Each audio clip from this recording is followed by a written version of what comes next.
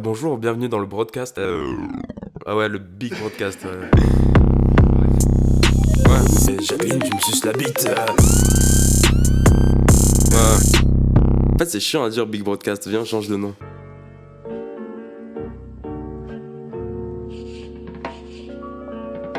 Salut JD. Hey yo.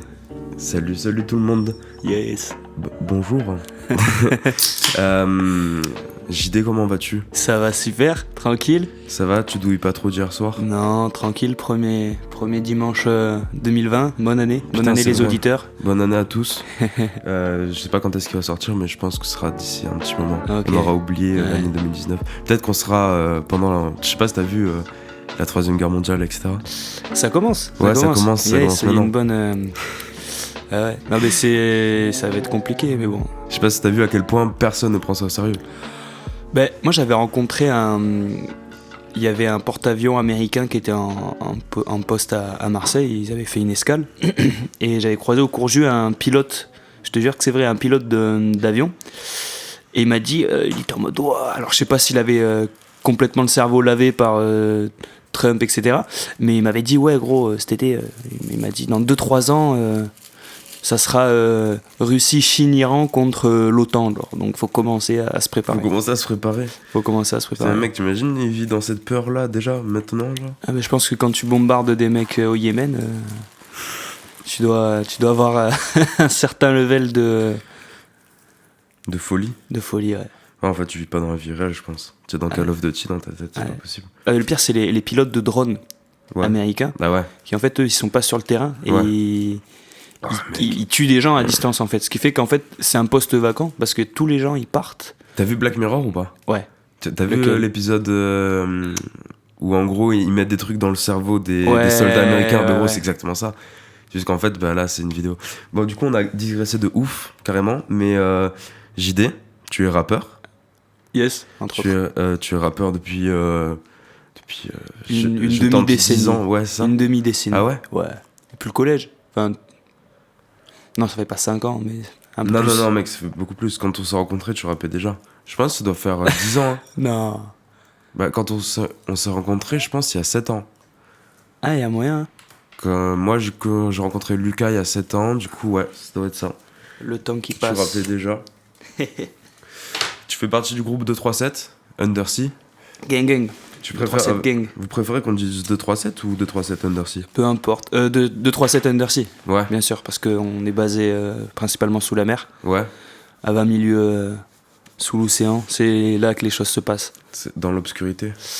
Dans l'obscurité et dans le quasi-néant, mais il faut savoir que les profondeurs, c'est l'un des premiers laboratoires de la vie, quoi. La vie a émergé des profondeurs jusqu'à la surface pour venir sous forme d'ondes sonores. Mec, en vrai, tu sais que vous avez choisi un bon délire, hein, parce qu'il y a énormément de bails à faire sur l'océan. Ça a été fait dans le rap déjà ou pas? J'imagine que ouais, c'est une thématique qui a dû être empruntée à plusieurs reprises. C'est comme, je pense à mon avis, ça doit être comme l'univers manga Japon féodal Ouais. ou égyptien. Je pense que ça... Après, j'ai pas en tête, je pourrais pas te citer des gens qui en ont fait leur étendard, mais je pense que ça a déjà dû être traité à mon avis. Mais c'est une bonne thématique, tu vois. En plus, on est à Marseille, Ouais, c'est ça ce c'est que la j'allais mer, dire. c'est... C'est la mer. Et ça fait combien de temps qu'il existe le groupe? 2 ans, 2 ans et demi, non? Alors ça va faire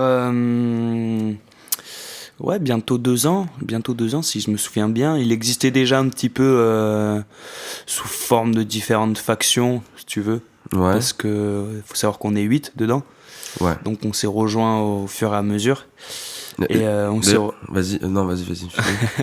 s'est regroupé autour du noyau dur qui est constitué de John Lennon, Cusco, Suleiman et Briac Sever qui était en parallèle en Normandie.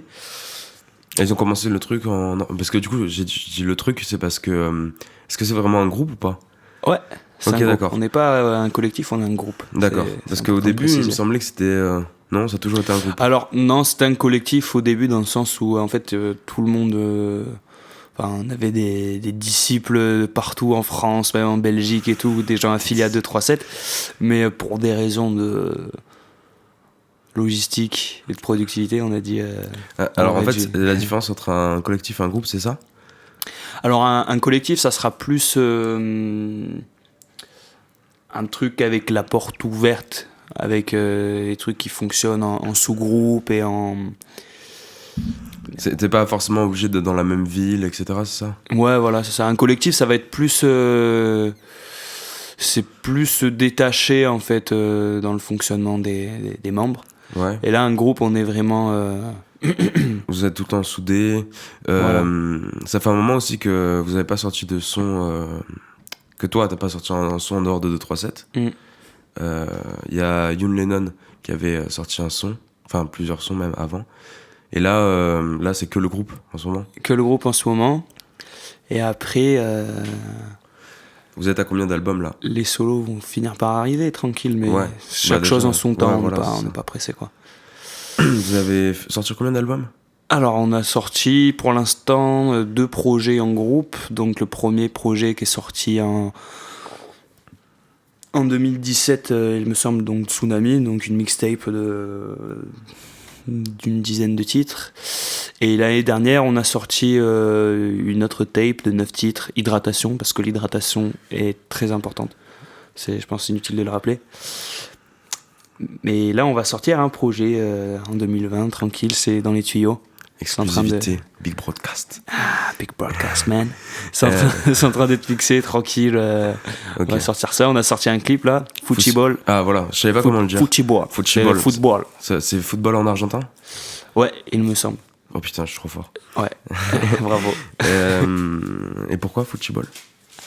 Parce qu'on maîtrise la rime comme Joga Bonito, frère. Comme Joga Bonito, j'ai pas la ref. C'est une équipe... Une équipe... non, c'était une équipe de football dans le temps où ils avaient mis les légendes avec Ronaldinho. C'était pas une vraie équipe, un vrai club, mais c'était une équipe genre de comme le 10 de légende, c'est ça? Ouais, c'était un petit 10 de légende, mais je crois qu'ils étaient que... Enfin, je veux pas dire de conneries, mais je pense qu'ils étaient que... Ils étaient pas 11, mais c'était une petite... ouais, d'ailleurs, 11. C'était une petite équipe brésilienne, quoi, genre... que tu peux voir faire des démos dans la rue et tout, genre. Ouais. Passement de jambes, ça me fait penser à la musique de Doc Gynéco. Exactement. D'ailleurs, Doc Gynéco, qu'est-ce que t'en penses? Écoute, moi j'ai pas trop... c'est pas ton délire? J'ai pas trop poncé, non, j'ai pas trop... c'est comme... genre ça va en faire sauter quelques-uns, mais tu vois, Lunatic, NTM et tout, la sphère parisienne, je l'ai pas assimilé de ouf, tu vois. Ouais. Genre, je sais que c'est une légende. Et après, Doc Gynéco, j'ai écouté à l'époque... Enfin, à l'époque, non. Les albums d'Arsenic, tu vois, du Secteur A. Ouais. Et ouais, ça, c'est lourd. C'est lourd. Doc Gynéco, c'est un extraterrestre pour moi, vraiment. Je surkiffe, tu vois. Bon, après, maintenant, ce qu'il fait, c'est clairement de la merde, tu vois. Mais voilà, je voulais juste te parler de ça. Et ouais, l'album Hydratation, vous l'avez sorti à peu près au même moment que quand vous êtes passé au festival Mars Attack. C'est ça. Est-ce que tu peux me parler un peu du projet La Frappe qui s'est déroulé à Mars Attack 2019 ouais. 2019, ouais. C'est ça. Ben écoute, déjà merci à eux pour l'invitation. En fait, c'est ils ont décidé juste pour ceux qui connaissent pas Mars Attack, c'est un putain de vieux festival marseillais qui a 25 ans. C'est ça. Hein. 25 ans. Et ouais, c'est un festival légendaire de Marseille, quoi. C'est ça, c'est une institution dans le monde de la fête sudiste. Et en gros, pour les 25 ans, ils ont décidé de créer un plateau où ils ont rassemblé une dizaine d'artistes et de groupes de la scène hip-hop marseillaise émergente. Donc on a participé à ça, on a lancé l'album au même moment c'est-à-dire le 14 juin, que la première scène, quoi. Okay, donc franchement c'était une bête d'expérience parce que déjà on avait des bracelets backstage, ce qui fait qu'on pouvait aller de partout dans le festival, mais vraiment de partout, on pouvait aller derrière les scènes et tout, c'était bien délire. Et je crois que c'était le premier festival que j'ai fait de ma vie, même en tant qu'auditeur. Oui, j'avais jamais fait de festival avant, tu vois. Putain, mec, et c'est vrai que c'est le bon plan, quoi. C'est vrai, c'est tout un monde en fait. Un festival, t'as tout un microcosme qui s'installe sur 2-3 jours. Et des choses qu'on voit pas forcément quand tu fais le festivalier. Ouais. Et c'est un truc... c'était vraiment une bonne expérience, quoi. Donc le projet La Frappe, en fait, maintenant, il est en train de se décliner sous une autre forme. Il y a un projet qui va être... Tu peux pas en dire plus? Je sais pas si j'ai le droit ou pas, mais on travaille à l'idée, voilà, c'est de... Là, il y a l'idée de collectif, tu vois, là, dans le sens où c'est plusieurs groupes de rappeurs, c'est ça? De rappeurs et tout, et en fait, c'est toute la scène... Bien joué pour l'avion. Ah, pendant qu'ils envoient des chemtrails, c'est de faire notre podcast. Et en gros, l'idée, c'était de... voilà, de faire comme à l'époque, tu sais, Chronique de Mars ou le Shit Squad, tu vois. Ouais. Il y avait IAM, FF, Troisième Œil. Donc, l'idée, c'est de créer voilà, ce nouvel étendard, c'est avoir un petit estampillage qui puisse être visible de l'extérieur et pour que les gens voient que ça bouge à Marseille et que là, il y a une grosse... Il y a une vague qui arrive, Marseille. Il y a une grosse vague qui se prépare, d'ailleurs... J'en profite pour saluer Emissa qui va disputer la finale du Buzz Booster à Lille. De cette année? Ouais, c'est ça. Il a été sélectionné pour la région PACA, donc on lui a remis le trophée parce qu'on avait participé aussi, on avait gagné. On n'a pas gagné en finale malheureusement. On a perdu face à Asco, qu'on salue aussi, qui vient de Perpignan, donc le sud le fait mieux, quoi. Et non, voilà, là on commence à... Les pions commencent à bouger sur l'échiquier, quoi. Et ouais, Marseille, c'est en train de devenir autre chose. Et je crois que j'en parle dans le podcast avec Ilan, ou peut-être pas, mais tu sais, il y a eu... Il y a eu la vague marseillaise, puis parisienne, puis bruxelloise, puis là Paris, et je pense que ça va revenir à Marseille, en fait. Parce que là, il y a une grosse vague. Tu connais tellement de rappeurs... toi, du coup, tu rappes, mais je veux dire, même moi, tu vois, je connais beaucoup de rappeurs... indé qui se lance de plus en plus et ouais, ça revient fort, quoi, tu vois, à Marseille. Et donc je pense qu'il va vraiment avoir une grosse vague marseillaise là dans pas longtemps qui va exploser, déjà avec Jul, etc. Merci Jul. Merci Jul, putain. Ouais, non mais c'est clair. Après le seul problème qu'il y a dans la ville et qui est loin d'être résolu, c'est le manque de financement, quoi, parce que si t'as envie de... C'est dans la culture en plus, quoi. Ouais, c'est dans la culture, mais si t'as envie d'avoir une rentrée d'argent, ne serait-ce que des concerts de rap à Marseille, si tu fais payer la place 10 €, mais moi en tant que mec d'Anville, courju, grattage de club, si tu connais pas cher. Un minimum, c'est cher, tu vois, donc cher, faut... Donc, surtout à 8, après, quoi. Après, tu vois, je me mets... Enfin, je veux pas vendre la peau de l'ours avant de l'avoir tué en disant ouais, il y a un gros truc qui se prépare et tout, parce que quelque part ça fait aussi pas mal d'années qu'on dit ça, que ouais, on est sur le point de faire un truc, mais à chaque fois ça s'essouffle et ça retombe jamais, parce que justement il faut être dans des logiques pas mercantiles, mais de viser court, moyen, long terme, quoi. Et en fait c'est comme disait Nipsey Hussle, pas ton âme mec, c'est un marathon, quoi. Faut vraiment voir sur le long terme, et ça c'est pas évident parce que rien que socialement, culturellement, Marseille c'est une ville pauvre et populaire, et en fait le retour qu'il y a du rap à Marseille, il est aussi lié notamment au fait qu'il y a beaucoup de Parisiens et beaucoup de gens qui sont pas de Marseille qui viennent, qui appartiennent au CSP+, etc., et qui sont séduits par cette proposition urbaine. Donc grâce à eux, entre guillemets, on peut il y a des gens qui ont des skills, des savoir-faire pour accompagner les artistes. Après, il y a beaucoup d'appelés pour très peu d'élus, malheureusement. Et c'est en ça qu'il faut établir ces stratégies, tu vois. Mais après, ça bouge bien, c'est cool, même dans les soirées, dans le monde de la nuit et tout. Marseille, ça commence un peu à être réputé, même en dehors du rap, tu vois. Que ce soit les maraboutages, les Twerkistan, comment ça s'appelle Métamorphose. Les méta. Les méta, ouais, ça c'est. Métaphore, voilà, métaphore collectif. Ok, d'accord. Donc il y a plein de. Ouais. Marseille, c'est un peu un nouvel Eldorado pour tous ces gens-là qui ont envie de se retirer de la vie stressante pour avoir des loyers pas chers et du soleil. Bah pour le moment, ouais. C'est une problématique, mais en même temps c'est bien, mais c'est à double tranchant parce que c'est pour ces populations-là qui vont apporter de la richesse qu'on va laisser des quartiers à l'abandon et que après des immeubles ils s'effondrent et après on va expulser les gens parce que c'est pas les types de populations qui sont désirables dans un centre-ville. Donc la paupérisation, etc. Donc bon, il y a un lot de problématiques, mais c'est intéressant parce que le rap il se nourrit de son contexte extérieur finalement. Ouais, tu vois. carrément. Donc je pense que nous aussi en tant que rappeurs et en tant que Marseillais on a une double responsabilité quoi. Carrément. Carrément. Désolé, ouais, non mais mec, sans transition. je sais pas comment rebondir sur ça. Pour revenir au festival, Ouais. donc en fait, le projet La Frappe, vous aviez une scène et vous jouez entre. Nous jouissons Voilà, c'est ça. fort sur la scène. Pendant les transitions des grosses scènes. C'est ça. Et en fait, ce qui était cool, c'est que les gens, parce qu'il y avait des gens qui venaient pas de Marseille forcément, et même les Marseillais, ont pu vous découvrir. J'ai vu comment, par exemple, Mikey, il a amené la foule à venir, parce que c'était en plus placé au milieu des 3 grandes scènes, etc. C'est ça. Et il y a eu vraiment plusieurs moments où il y avait vraiment pas mal de gens et tout devant la scène, et c'est trop cool, parce que est-ce qu'il y a vraiment eu un après, tu vois? Est-ce que ça vous a vraiment apporté quelque chose? Le fait d'avoir cette reconnaissance un peu, tu vois, c'est quand même un gros grave. truc, quoi. Grave.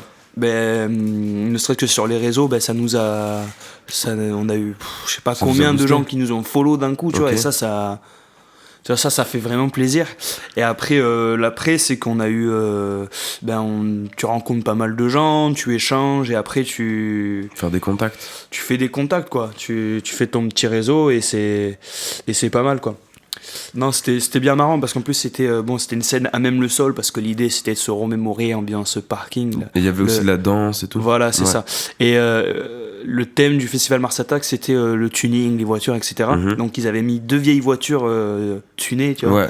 avec les coffres ouverts et de la sono dedans. Celle que Putain, tu pouvais gagner à la loterie, là aussi. non, c'était pas celle-là, c'était ok. 2 autres voitures. Mais Ok. putain, ça rouentait Ah les ouais, j'ai voitures. vu ça. Heureusement qu'elles marchaient Mikey, plus il parce a que. sauté dessus comme pas possible. Ah ouais.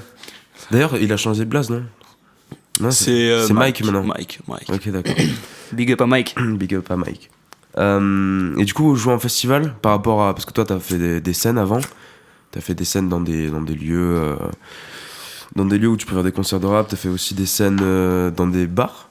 Oui. Et du coup, c'est quoi la différence avec les scènes en festival? Ben finalement pas tant que ça. Hein. À part si ce n'est que t'as des HF et que t'as du bon son qui sort et que t'as un DJ derrière qui. C'est quoi un HF, pardon? Un HF c'est un micro sans fil, tu vois. Ok, ouais, ok. C'est pas comme dans une petite salle où tu vas avoir 4 micros pour. Ah, putain, en plus à 8, tu te marches avec sur des les fils et tout. Ouais. Putain, et j'étais monté sur scène avec vous, je me souviens de ça là. Ah ouais, c'est mémorable, hein, si tu montes avec le 237 sur la scène, tu Ah ouais, bah tu finis fracassé. finis fracassé. Putain, j'ai une anecdote à raconter. J'ai une anecdote. Mec, est-ce que tu te souviens, tu t'en souviens forcément du concert à la Salle Gueule. Ouh là là, mais ça c'est. Alors mec, putain, alors pour remettre dans le contexte, c'est une toute petite salle qui est près de la rue de Rome. Et il faisait vraiment genre 45 degrés dans la salle, tout le monde était torse nu. Ça pue la testostérone et la transpi. Et mec, c'était punk, hardcore, genre. Ah ouais. Et je me souviens que j'étais monté sur scène. Et moi, j'avais dansé comme un fou, j'étais un peu bourré, tu vois. Ouais. Et vraiment, mais on n'en pouvait plus de chaud. Je me souviens qu'on se mettait de l'eau sur le visage toutes les 3 secondes et tout. Et j'avais demandé à Youn Lennon qui me passe sa bouteille. Enfin, non, je lui ai pas demandé. J'avais pris sa bouteille d'Evian et je me l'étais vidé sur la tête. Je sais pas si je t'avais raconté ça. Non, je l'étais vidé sur la tête en pensant me rafraîchir. En fait, c'était du rhum, mec. Du rhum pur. J'ai pleuré de ouf dans les yeux et tout. Et après, je l'ai dit à Youn Lennon. Et fané, non, je lui ai dit, putain, mec, désolé, j'ai vidé tout ton rhum. Il m'a dit, gros, ça c'est punk, ça, merde. Il était trop content. Et moi, j'étais là avec le rhum plein le visage. Ah mon dieu. Il était comme un fou. Ouais, ouais. c'est les risques du métier. C'est les Non, risques mais du métier. après, c'est vrai qu'il y a une grande différence parce que au niveau de la visibilité, après, on a pu croiser des rappeurs connus, tu vois. Il y avait Orelsan, il y Ouais. avait Esprit Noir, tu vois. Tu serres la louche à des gens, après, ils t'oublient au bout de 2 secondes. Mais ça fait plaisir, quoi. En fait, ça te met vraiment dans une condition pro, quoi. Est-ce que T'es tu en t'es mode, rendu t'es compte pro. que je sais pas si tu l'avais déjà, mais moi j'ai un recul Enfin, tu peux avoir un recul de certains artistes où c'est vraiment, tu sais, des légendes, t'es ultra fan et tout. Parce que du coup, ça t'a ramené à l'être humain, tu vois, de les rencontrer. En fait, c'est juste des personnes normales qui mènent leur bise, tu vois. agir comme ça, en fait. Parce que je pense que ça doit être le genre de personnes et ils sont saoulés, genre. Tu leur parles comme si c'était des dieux vivants. C'est ça. Moi j'étais bourré, j'ai fait oh la chaîne ça va ou quoi, ouais esprit noir. En fait on avait fait des petites bouteilles d'eau avec un QR code pour amener directement sur la mixtape. Ouais. Donc on avait fait une fausse étiquette avec le nom de la mixtape. Enfin vraiment une bouteille d'eau quoi, façon 2-3-7 pour célébrer l'hydratation. Je pense que je mettrai la bouteille dans la cover si j'arrive à la retrouver. Ça va. Et du coup on a fait passer des bouteilles à plein de gens, tu vois, y compris Esprit Noir. Je suis allé le voir, j'ai tapé parce qu'il y avait des trottinettes électriques ce jour-là en fait. Ouais. Pour les régisseurs. C'est vrai? Oui, pour monter le festival en fait, parce Putain. que c'est super grand, c'est plusieurs hectares, tu vois. Ouais. Et nous, je sais pas comment on avait réussi à subtiliser une trottinette pendant le concert alors qu'elles étaient censées être coffrées, tu vois. Ouais. Et du coup, j'arrive dans les loges comme ça. Et en fait, les loges, c'était un grand hangar où il y avait comme un open space, tu vois, avec les loges de chacun, comme ça, séparées par des petits trucs. Et de là, j'arrive bourré comme ça, je tape un drift comme ça. Dans l'esprit noir, je fais autant de temps. Je prends la bouteille d'eau, je fais, tu as pensé à t'hydrater après le stage? Il m'a dit, ah ouais, un peu, hein. Je dis, tiens, vas-y, dessus à la mixtape et tout. J'étais refait. Mais bon, après, j'étais bien bourré aussi. J'ai bien dû, Tu penses qu'il a écouté? Non. Non. Pareil pour Orelsan. Ouais, bah mec, t'imagines. Genre, il y avait l'UJPK à côté de Columbine, ils discutaient et tout. Moi, j'arrive en mode, ça y est. Et genre, j'ai montré, je lui explique le concept, il a fait, ah ouais, c'est cool. Tu vois, avec ça, Oh comme putain, ça. que tu l'as trop bien refait. Ah ouais, délire. Ah, c'est délire Voilà. ça, ouais. Et du coup, c'était un peu en mode, ah, vas-y, va niquer ta mère là-bas un peu. Mais bon, voilà, au moins j'ai passé une bouteille d'eau à Rolsan. Et voilà. J'espère qu'il s'est hydraté. Ben, j'espère qu'il s'est hydraté pour lui, hein, parce que là. Rien ne va plus. Ouais. On en parlait tout à l'heure, tu t'es pas assez hydraté hier soir, non? Pour être un gueule comme tu l'es maintenant. Mais écoute, j'ai des Roland de gin tonic dans mon estomac, c'est vraiment pas mal. Je vois que t'es au soft là. Là, je suis au soft, ouais. Grosse dédicace à une marque allemande de boissons gazeuses. Ah, tu connais l'histoire du coup de la marque F? La marque F. De boisson type orange. Ouais. Non, faut s'hydrater fort. Un verre d'alcool, un verre d'eau. Quitte à te faire passer pour un fragile. Ouais. Mais après, le lendemain, tu peux courir. T'as pas mal au rein et t'as la laine fraîche. Et ouais, mon la pote. laine fraîche, je sais pas. Hein, mais... Bah ouais, c'est... Alors, j'ai noté quelques trucs. Le premier truc que j'ai noté pour l'émission avec toi, c'est l'album unique du Wu-Tang. Tu connais cette histoire? Oui. Est-ce que tu connais un peu plus de cette histoire ou pas? Eh frère, fuck le propriétaire de cet album. Fuck ce mec. Parce qu'en fait, le Wu-Tang, ils ont fait un album unique au monde et ils l'ont vendu, je sais pas combien de. 12 millions de dollars, un truc comme ça. 12 millions? Ah ouais, d'accord, je pense pas que ouais, c'était. mais c'est en millions, ouais. Ok, d'accord. C'est pas 12, mais. C'est en millions. Et le propriétaire, en fait, il est haï d'internet parce que. Il est haï du monde entier, c'est Martin Shkreli. Ok. Et je me souviens plus ce qu'il a fait par contre. En fait, il a acheté un médicament, un traitement, je crois, pour le VIH, une connerie comme ça. Et il a augmenté le prix de 6000%. D'accord. Voilà, en gros. Et il a fait plein de trucs comme ça, il est connu pour ça, genre. Pour faire plein d'actions de fils de pute. Ok, ouais. Ouais, je vois. Pardon, on dit pas fils de pute, on dit fils de frotteur. Parce que sinon. Fils de frotteur. On n'aime pas. Ouais, c'est pas mal. On n'est pas des masculinistes. Ouais, putain. Et du coup, parce qu'en plus, je crois que quand tu l'achètes, l'album, c'est pas un truc de. Tu t'obtiens les droits et du coup, tu as le droit de le diffuser, il me semble. Alors, sous ça, ton nom. J'ai pas les détails, bec. Je suis pas... Peut-être que c'est eux qui gagnent les thunes, mais je crois que c'est un truc comme ça. Et en fait, clairement, il l'a pas diffusé, quoi, tu vois. Ben non. Et je sais pas s'il va se faire acheter un jour, mais putain, moi, je suis fan de ouf du Wu-Tang, tu vois. Mec, c'est un délire. Ah oui, bah voilà, belle transition. Tu vois, le Wu-Tang, il y a un truc de... Faut que j'arrête de dire un truc de, parce que je le dis à peu près 47 fois dans chaque émission. Comment je peux formuler ça? Il y a un délire de... c'est un clan, tu sais, un clan fermé. Tu sais, c'est une secte, le Wu-Tang, tu vois, de ouf. Ouais, il y a un univers autour et tout. Et je trouve que vous l'avez un peu recréé avec 2-3-7. Comme par exemple Stupéflip, tu vois. Il y a une secte, bon, là c'est mystique et tout. Et avec 2-3-7, vous l'avez un peu recréé avec le délire d'Undersea, tu vois. Ouais, mais en fait, c'est méga important pour les auditeurs et même le public extérieur d'avoir une identité visuelle, tu vois. Par exemple, Ayam, c'était, comme je t'ai dit, le Japon féodal, etc. Section d'assaut, ils étaient un peu aussi autour de la même tendance, tu vois, où chaque personnage, il avait un peu, tu vois, Barakadama, premier de la classe, Black M, le fou, un peu à la Old Dirty Bastard. Est-ce que tu te souviens, juste, je te coupe 3 secondes, du nom du blanc? Maska, ok, d'accord. Parce qu'il y a peu de gens qui connaissent, vas-y. Et du coup, ouais, l'identité. Avec plein d'équés, tu vois, chaque membre avait son équé, Bams, les bras longs, machin. C'est pour ceux qui se souviennent, Section d'assaut en attendant l'apogée, cette mixtape que j'ai sévèrement poncé. Non, mais voilà, ouais, c'est en fait le délire d'avoir un truc codifié et tout. En fait, c'est ça qui va attirer un peu les gens parce que quand tu les invites dans ton truc, ça fait un peu le délire secte entre les initiés et les profanes, tu vois. Mais c'est ça, et en fait, ça fait. Pareil pour 667, tu vois, eux, ils sont pleins. Ouais. Alors, eux, c'est le must dans l'ésotérisme et le codex, tu vois. C'est vraiment le langage secret et tout que seuls une poignée de disciples sont en mesure de comprendre, tu vois. Et je pense que comme le Louchébem. Chaque groupe, exactement. Tu connais le Louchébem? L'Arlepem, le Louchébem. Ah, non, okay. Non, même pas. On peut finir l'émission comme ça. Et donc, ouais, faut avoir. Ouais, c'est méga important. Et ça marche d'autant plus quand t'es en groupe, parce que ça fait vraiment. Ouais, ça fait secte, quoi. Mais ça fait aussi un bail. Tu sais, ouais, moi je connaissais avant.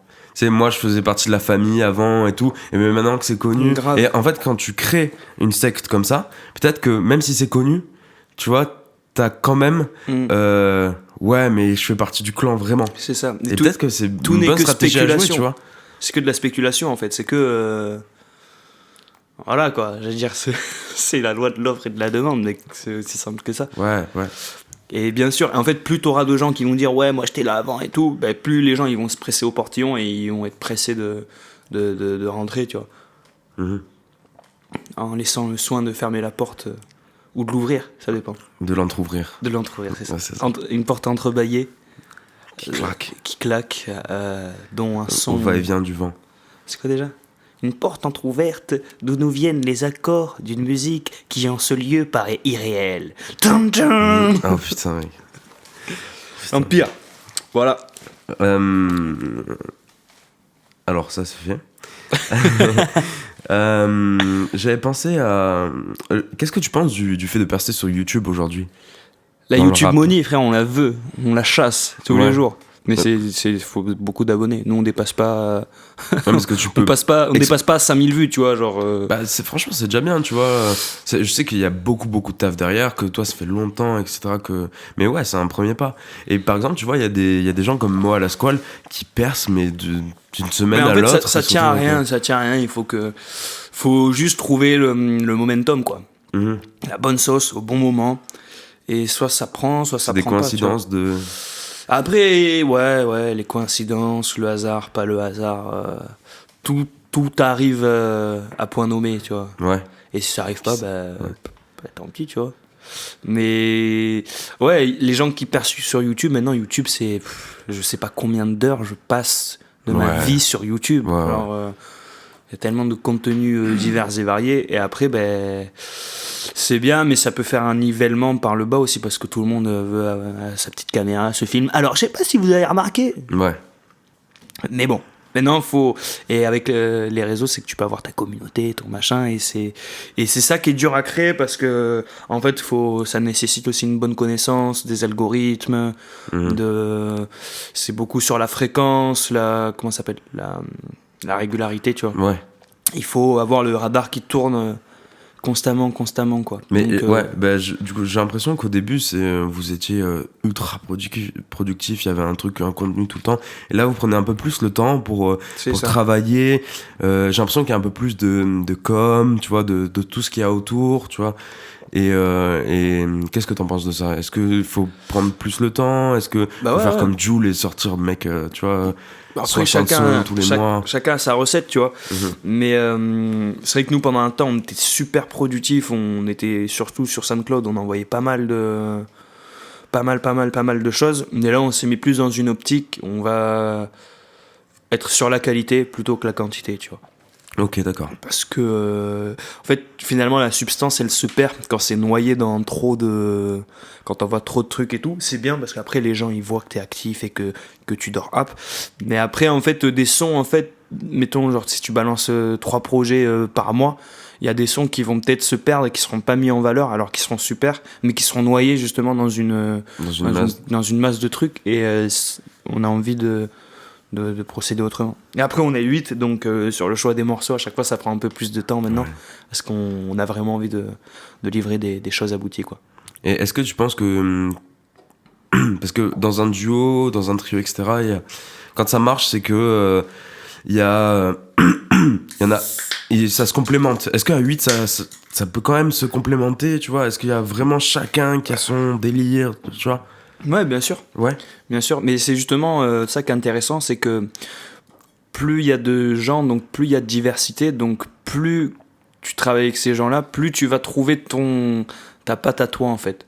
Ok. C'est-à-dire que tu vas essayer de faire changer, de trouver ta patte, pas d'être différent des autres, mais de trouver ta trace un peu, tu vois. Genre l'autre, c'est celui qui n'est pas moi, tu vois. Ouais. Donc par conséquent, ça crée une sorte de musicalement, ça crée quelque chose d'assez virtueux, tu vois, parce que tu arrives à faire un ensemble homogène avec plusieurs identités différentes, mais de façon à ce que ça reste cohérent. Et après, chacun dans son coin va perfectionner son style.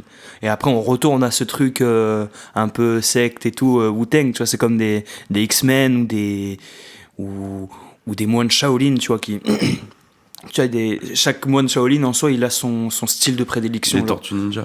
C'est ça. Par exemple, il y en a, c'est le style de la mouette.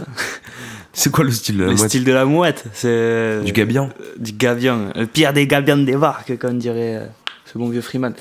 Mais non, je sais pas, tu vois, il va y avoir un gars, il va combattre en mode défensif. Tu vois, c'est comme une équipe, en fait. C'est comme une équipe. Il y en a, ça va être les ailiers, ils vont faire les passes D. Il y en a, ils vont défendre. Il y a le gardien de but aussi, qui, tu vois, Steph Banganda. Le gardien de but, ça serait celui qui fait les prods? Pas forcément. Après, on n'a pas attitré vraiment, tu vois, à l'attaquant de pointe et tout. Ça peut être trop drôle de faire un son sur ça. Ouais, Briac Sévère, ouais. Briac Sévère, gros big up à ce producteur fou qui est complètement talentueux et délirant. J'en profite pour le mettre un peu dans la lumière parce que sans les beatmakers, on n'est rien du tout. Mais surtout aujourd'hui, les pour sortir du truc du flow, etc., il faut vraiment avoir une maintenant, prod. En gros, les hits, en fait, ça dépend à 70% de l'instru, en fait. Mais quand tu écoutes du Aya Nakamura, ses paroles, bah, tu fais pas gaffe, quoi. C'est vraiment comment elle s'adapte à la musique de base. C'est même les rappeurs nouvelle génération, là, tous les 2000, 2001, 2002, les Lil TK, les Lil machin, les Young machin. Mais c'est des bangers, donc c'est les beatmakers qui font la majeure partie du taf. Et maintenant, ils prennent de plus en plus. C'est un nouvel âge d'or aussi pour les beatmakers parce qu'ils ont... je trouve qu'ils tendent maintenant en ce moment à avoir la reconnaissance qu'ils auraient dû avoir depuis le début, en fait, tu vois. Donc voilà, c'est cool. J'en profite pour le casse-tête de ouf parce qu'il est trop chaud. Et grosse dédicace aussi à mon pote Jacqueline qui a posé une prod sur le dernier album de Népal. Ouais, j'ai vu ça. Rest in Peace. Il sort le combien? Je crois que ça va sortir là dans... Demain, le 6 janvier. Ah ouais, il sort demain. Ça sort demain. Donc c'est un gars de Marseille aussi. Voilà. C'est un gars de Marseille aussi. Ouais. On a des gars chauds dans Marseille, en prod, dans la zone. Hein. Et t'as vu qu'en plus maintenant les beatmakers ils font leur album et ils invitent. Ça, c'est de la bombe. Trop lourd, mec. C'est de la bombe. C'est trop bien. Ah ouais, et j'espère que ça va être de plus en plus écouté, de plus en plus mis en avant, parce que c'est vraiment. Ah, mais c'est un format intéressant, ça, parce que c'est aussi un exercice de style pour les rappeurs, quoi. C'est pas leur album, ils sont invités. C'est pas eux les stars, mais c'est quand même eux les stars, tu vois. Donc il y a un truc assez intéressant. Moi, j'ai bien aimé la dernière, le volume 2 de la tape de Icaz, là. Ok. Tu as écouté un peu? Mais mec, moi, tu sais que. Bah, je le dis à chaque émission, mais en fait, je suis trop borné. Quand je connais un artiste, j'écoute que le même artiste tout le temps. Ok, d'accord. Moi, j'écoute les mêmes sons depuis le collège. C'est pas... Quoi? Ouais. J'écoute les... Ouais, mais t'es quand même vachement tourne en diversifié. T'as une culture rap et tout, ouf. Mais moi, c'est vraiment. J'écoute. Ça me dérange pas d'écouter 4 artistes en boucle dans l'année, quoi, tu vois. Bah écoute, Icaz Boy, c'est un producteur de région parisienne, je crois. Et c'est un pote à. Putain. Midsizer. Midsizer okay. Aussi. Ouais. Très lourd. Très lourd. Ça, c'est bien, tu vois, la French Touch, elle est bien, même au niveau mondial, tu vois, la France, faut pas oublier qu'on est les deuxièmes producteurs de rap, bordel. Putain, qu'est-ce que c'est bon de se branler. Ça merde. Ouais, vive les beatmakers. Est-ce que t'apprécies ta 7-2 ou pas? Alors écoute, je vais la goûter. Je l'ai mis dans un gobelet en plastique, enfin une Eco Cup. Je vais la goûter. Parce qu'en fait, du coup... avec le fond de ah merde, j'ai vu la marque. Oh putain. Ah mince, on bipera. Ça va. J'apprécie grandement. Merci. Parce que je demande à chaque invité... On est bien reçu, on est super bien reçu. Dans cet Big appartement. Broadcast, c'est ça? Ouais. Big Broadcast, grosse dédicace. Putain mec, t'arrives à le dire tellement facilement. Big Broadcast. Yeah. Yes, je maîtrise le hip-hop. Yeah. Parce que même moi, je galère à le dire parfois. Et ouais, en fait, on demande à chaque invité à chaque fois qu'est-ce qu'ils veulent boire et tout. Au début, tu m'as dit une bouteille d'Hennessy. Et ouais. Moi, je t'avoue que le budget était pas très hal en fin mais de les bières mois. fortes, c'est très bien aussi. Et du coup, tu m'as dit, sinon, canette bière forte, mec. Très bien, du très bien. Courjus. Du Courjus. Le quartier des créatures, le fameux. Hein? On se situe dans ce marasme. Du créature. dans les tentacules du Kraken. Le Kraken de la déhaïliction et de la débauche. Grosse dédicace à Cécile et à Christina, on vous aime. On vous aime. Sans transition, du coup, qu'est-ce que tu penses de l'arrivée des caméras de surveillance dans la rue? Parce qu'il y a de plus en plus, et j'ai l'impression que ça a été vachement oublié. Parce que, t'as du mal à te souvenir de quand est-ce qu'il n'y en avait pas, quoi, tu vois? C'est vrai, c'est arrivé... que ça arrivait je saurais pas dire. Furtivement comme ça, on l'a pas vu venir, mais maintenant il y en a de partout, mec. Alors le problème c'est que on entre dans la fameuse ère Big Brother. Si vous avez rien à cacher, c'est de là que ça vient, Big Bro. La caméra, voilà. Ok, la secte est codifiée. Ok. Ben ouais, si vous avez en gros, si vous avez rien à reprocher, laissez-vous filmer, quoi. Mais je suis pas d'accord, mec. Hein. Non, mais c'est ce qu'ils disent, c'est leur argument. Ah oui, d'accord. Ok, je pensais que. Mais c'est en gros, voilà, pour votre sécurité, vous n'aurez plus de liberté. C'est ça. Donc ça, parce que quand t'es en primaire et qu'on te demande de signer un papier pour que sur la photo, moi j'ai jamais signé de papier pour qu'on me filme constamment dans la rue quand je vais acheter du pain, quoi, tu vois. Et c'est quoi, en fait, t'imagines s'ils avaient fait des papiers pour que tu signes ou pas et tout, et du coup il y aurait des caméras qui floutent certaines personnes. Ça serait bien, mais sauf que là le problème c'est que maintenant c'est plus des caméras, on va mettre des IA et tout derrière avec des systèmes de reconnaissance faciale comme à Pékin là. C'est n'importe quoi. Moi ça me... Et là en fait la mise en place de caméras ça va de pair avec la nouvelle politique sécuritaire, libérale, etc à Marseille, quoi. Donc leur but c'est de réduire la criminalité, donc c'est plus facile de coffrer des vendeurs de blondes que d'arrêter des élus de quartier corrompus, tu vois. Ouais. Donc c'est un peu hypocrite, tu vois. Mais surtout que c'est ça, c'est plutôt pour niquer les gens plutôt que. Après je dis ça, imagine c'est quelqu'un qui écoute qui se fait voler, qui s'est fait agresser ou quoi, ça peut lui servir. Mais par exemple Benjamin il a eu une histoire comme ça où il y a un mec qui a volé son téléphone, clairement il y avait les enregistrements de la caméra, et les flics n'ont rien fait du tout, quoi, tu vois. Ouais. Ils avaient pas envie de se prendre la tête, tu vois. Du coup, c'est vraiment ils choisissent sur quoi ils veulent faire justice. T'as froid, tu veux qu'on ferme? Et ouais, mec, c'est un peu ouf, quoi. Non, mais c'est vrai que ça fait... Nos enfants, ils vivront dans un monde ultra surveillé, et nous, on aura connu le avant, tu vois. faut... Je sais pas ce qu'il faut faire. Avant, il y avait les RG, et maintenant, il y a les caméras, quoi. Maintenant, il y a la 5G. Maintenant, il y a la 5G. Ouais, bah écoute, force à nous, hein. Il faut crever les yeux du système. Faut crever les yeux des caméras, mec. Ah, mec. Rendez-vous au carnaval de la Plaine. Bah, c'est quand? Bah, je pense que ça va être en avril. C'est en avril-mars. Alors, je sais pas du tout. Tu sais que mon premier, je l'ai fait l'année dernière. Ah ouais? Ouais. Chaud. Parce que moi, je suis pas un mec du centre. Il était beau celui-là avec le godin en papier mâché. Le godin là. en papier qui a pris feu. Ah, ouais, le t'imagines, pour mon caraman premier, j'ai vu ça. Magnifique, magnifique. Godin, notre Bouteflika à nous. Ouais. Dégage. Qu'est-ce qui devient? Putain, là, le raid, ils vont débarquer, ils vont défoncer la porte. Oh là, vous avez parlé mal du régime. On va vous matraquer la gueule. Non, c'est chaud, c'est chaud. Avec une petite voix de Stallone. Ouais. Putain, les Robocop, les forces de l'ordre, hein, encore une fois, on va pas en revenir sur le morceau polémique de 13 blocs F le 17. F le 17. D'où tiennent-ils leur légitimité à frapper des gens Moi, j'ai pas signé pour ça, hein, c'est comme les papiers d'autorisation de filmage, ouais.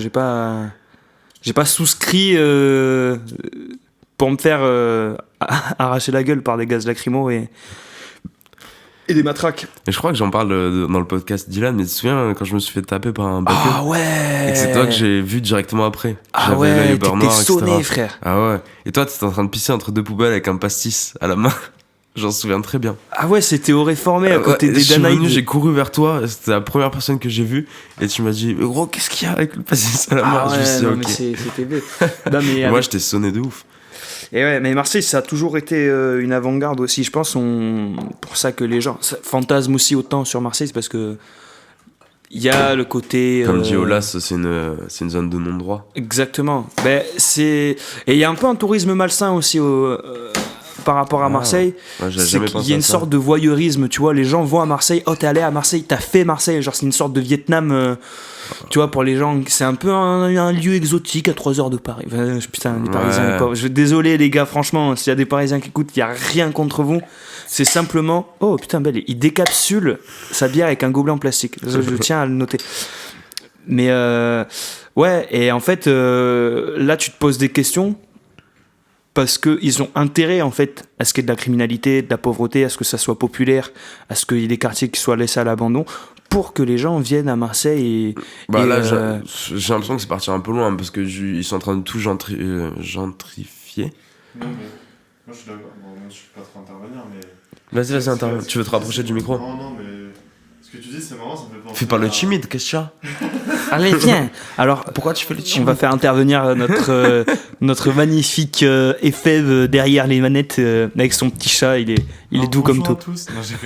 Non, ouais, c'est marrant, ça me fait parce que. Bon, après, je sais pas si t'aimes bien le rappeur ou quoi, Nekfeu, tu vois. Ouais. Mais pour reprendre une de ses phases, ça me fait penser à quand il disait les gens haut placés de la mode qui aiment bien le street art, tu sais, dans la rue, mais ne veulent pas voir mes Scarla graffés en vandale. Exactement. Voilà, ce que tu veux penser, ça me faisait penser à ça. Je veux juste. C'est ça. Merci pour l'intervention. Les gens, moi ça me fait chier, tu sais, frère, t'es là depuis 6 mois, arrête de vouloir faire l'accent marseillais, frère. Mais moi je l'ai pas l'accent marseillais, frère. Si tu l'as. Non, mais je l'ai un peu. Mais en fait. Quand tu pars de Marseille et que tu parles et que t'as pas trop l'accent, les gens te disent oh mais c'est marrant t'as pas l'accent, frère. Romeo Elvis il a pas d'accent, genre il parle pas en belge, il parle pas en belge. J'en sais rien. Damso il a pas d'accent non plus. Si Damso il a un peu un truc champêtre dans ça, mais genre champêtre. C'est bon frère, t'es là depuis 6 mois, arrête de faire le mieux c'est quand tu parles avec quelqu'un qui sait pas que t'es marseillais natif et qui te fait l'ancien genre. Ouais. Tu sais qui te fait l'ancien genre. Oh, vas-y, redescends, va Va traîner à EuropaCorp la Joliette. Il y a des gens, ils traînent à la Joliette, gros. Ils traînent là-bas aux terrasses du port. Bref, on s'égare. Mais Marseille, c'est une ville d'avant-garde. Il faut savoir que même historiquement, il se passait des choses intéressantes. À la Plaine, il y a eu une commune de la Plaine pendant la période de Révolution. Et en fait, la Plaine, c'était un haut lieu de rassemblement des forces vives pour la révolte. Et en fait, le prix du pain était trop cher. Personne n'arrivait à se nourrir. Du coup, ils sont allés faire une grosse descente à l'hôtel de ville avec leurs petites fourches, leurs petits sabots et tout. Ah ouais. Et ils ont pris c'était il y a très longtemps, pendant la période de Révolution, tu vois, 1700 et quelques. Et en fait, si bien que ils ont baissé le prix du pain administrativement. Ok. Donc, en fait, il y a tout le monde qui venait de la région pour acheter du pain à Marseille. Parce qu'il y a eu un décret comme quoi. Et à la fin, ils se sont fait niquer parce que vu que c'était pas cher, il n'y avait plus rien, quoi. Mais ouais, la plaine, on y revient, hein, toujours. Force à la plaine. Force à la plaine, honte à la soleam. Et voilà. Hein. J'espère qu'on va pas trop avoir d'ennui. J'espère que. Non, pas du tout. Ouais, mais Gérard Chenos faisait des très bonnes pizzas. Faut savoir que le président de la Soleam était pizzaiolo à la base. Donc c'est un peu dans l'esprit de la Startup Nation et de la Macronie. Est-ce qu'il les faisait à 4 € ou est-ce qu'il les faisait à 12 ? Alors il les faisait au cours Jean Ballard. Je vous invite à lire les 2 livres de Philippe Pujol, La Fabrique et La Chute du Monstre. Là vous comprendrez un peu de quoi il en retourne. T'es un mec qui lit des livres ? Alors je bouquine, ouais. Bouquines, Ouais. Dans les cafés ? Ah ouais, dans les cafés, avec un petit déca, macchiato caramel, noisette de lait. Juste un doigt. Juste un doigt, mec. Ce qu'il faut pour le transit intestinal. Et apparemment, c'est vraiment pas bon de boire du café et du lait. Moi je déteste, frère, mais c'est quelle idée. Bah moi, vraiment, quand le café est trop fort, mec, je me... Bah allez, ça y est. Tu bois du café avec du lait, toi ? Vraiment, je suis un putain de bobo, mais... Non, sans sucre. Sans sucre. Non, mais tu sais qu'en plus... Sans tasse, sans café. J'ai l'impression que je me boboifie un peu. Je sais pas, bobo de quelqu'un, mec. Ouais, on est tous. Mais moi, je suis un bobo, hein, encore heureux. Ouais, toi, c'est un bobo, gros. Mais du coup, là, je vais partir à Paname, en fait. Je vais partir à Paname pendant 5 mois. Ah là là, mon frère, pourquoi tu vas aller là-bas ? Et je sais que ça va être un peu compliqué avec les gens au début. Hein. Je sais pas où je veux en venir avec ça. mais ouais, je vais être complètement dépaysé en fait. Hein. Oui, mais oui, après, oui et non, parce que quand tu discutes avec des gens de Paname qui mènent une petite vie en somme pas si différente que l'autre, et même quand tu vas dans les quartiers, les endroits un peu populaires, tu captes que en fait, c'est la même merde partout pareil. Genre, c'est les mêmes.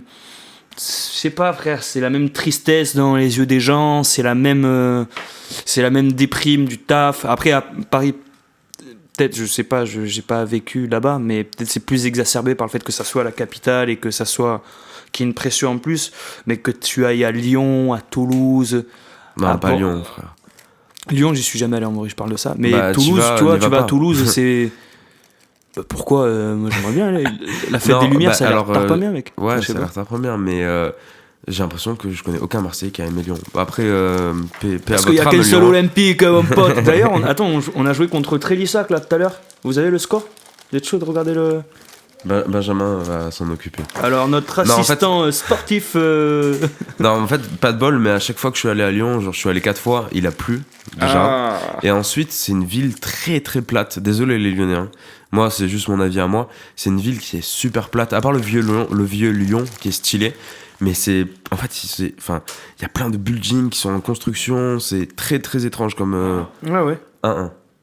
Ouais.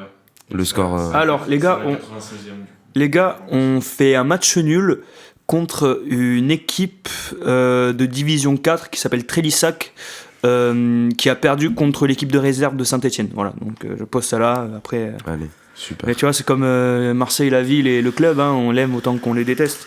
Putain, ouais, mais tellement, mec. Genre, on les aime bien quand même, non ? Ah oui, non mais. Alors, on essaie de voir le classement. On est toujours deuxième, hein, à 5 points devant Rennes.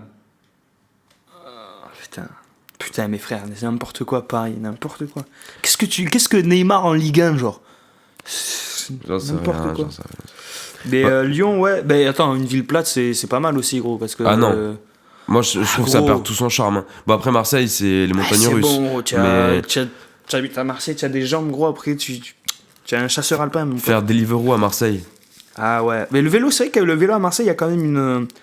C'est sympathique, quoi. Ouais, c'est sympathique, mais va monter au Courju, livrer un truc. Tu vois, voilà, c'est pour ça qu'un peu de place, ça fait pas de mal. Bah ouais, mais quand c'est trop plat, mec, c'est vraiment... mais j'ai mal aux pieds, quoi. Tu vois, il y a pas de dynamique, c'est trop plat. Le vent, mec, le vent... Non, le sol est pas palpable. Il y a du vent de partout, il pleut, enfin... Bon, bref, on va arrêter sur Lyon. Sans transition, est-ce que tu penses que le premier être humain à avoir inventé les chaussures est passé pour un hipster ou pas? Il y a grave moyen, frère. Le mec, il devait avoir des peaux de castor assez yep. Ils vont dire, vas-y, que c'est là, il se la pète. Puis, c'est ça. Quoi, t'as des pieds fragiles, en fait? Qu'est-ce que tu me fais le... Je sais pas. Tu me fais le mec. Non, mais c'est ouf parce que tout le monde porte des chaussures aujourd'hui. C'est bizarre de pas porter de chaussures. Alors qu'à l'époque, c'était bizarre de porter des chaussures. Et donc, tu peux mettre ça sur plein de choses. Et du coup, comment tu sais que ça va se prolonger de ouf? Tu vois, les voitures Tesla, t'as vu la dernière qui est sortie? Là, elle est dans le clip de Travis Scott, même. Ouais. N'importe quoi. Mec, ça, mais tu peux mettre un quad dedans, j'ai vu. Quoi? Il y a un quad, genre comme un petit module, tu sais, les modules lunaires, là. Alors, un quad qui se déplie. Et que tu peux faire du quad avec. Un quad qui se déplie, mais waouh. Bah c'est... Putain, Tesla. Bravo, vous avez réussi à nous avoir en faisant des voitures dessinées par des gars. Non, mais ça pose la question de, tu vois, quelqu'un qui va innover, on va le prendre un peu de haut ou pour une merde, et en fait, peut-être qu'il va changer l'histoire du monde. Qu'est-ce que t'en penses d'ailleurs de Elon Musk? Parce que j'ai eu le débat cette semaine aussi. Il y a des gens qui pensent que c'est pas une grosse merde, mais que... Je pense que il doit être un peu taré dans sa tête, à mon avis. Il est complètement taré. Je sais pas si tu suis son compte Twitter, il est fou, mec. Non, je me préserve de Twitter, frère. Il est pas taré en mode comme Trump, mais... Mais c'est un bon maboule, quoi. Ouais, il a beaucoup de recul sur ce qu'il fait, il partage des mèmes sur Internet, etc. Non, mais je pense qu'il a tout compris à la com et à... Putain, j'ai mis de la cendre dans ma bière. Ah, merde. J'ai fait l'erreur. Fatal. Non, mais après, c'est très français parce que nous, on n'est pas une nation sur l'évolution, on est capitaliste et tout, tu vois, même en France, t'as genre 12 millions de salariés, je crois, si je dis pas de conneries, tu vois. Donc il y a très peu de gens auto-entrepreneurs, les gens sont dans la sécurité. Mais parce que c'est très dur d'être auto-entrepreneur en France. C'est très dur parce qu'en fait, on est dans un paradigme légal, social et culturel, parce qu'on a l'État-providence et tout, qui fait que en fait, le salarié, le travailleur est très protégé. Et donc, cette tendance des gens qui innovent et tout, c'est vrai que en France, on est assez voisin de son jaloux. Ouais, c'est ça. On est assez jaloux de son voisin, pardon. Ouais. Et genre, on parle pas d'argent, tu vois. Après, moi, je dis pas, faut faire comme les States, flexibilité du travail à 100% et tout.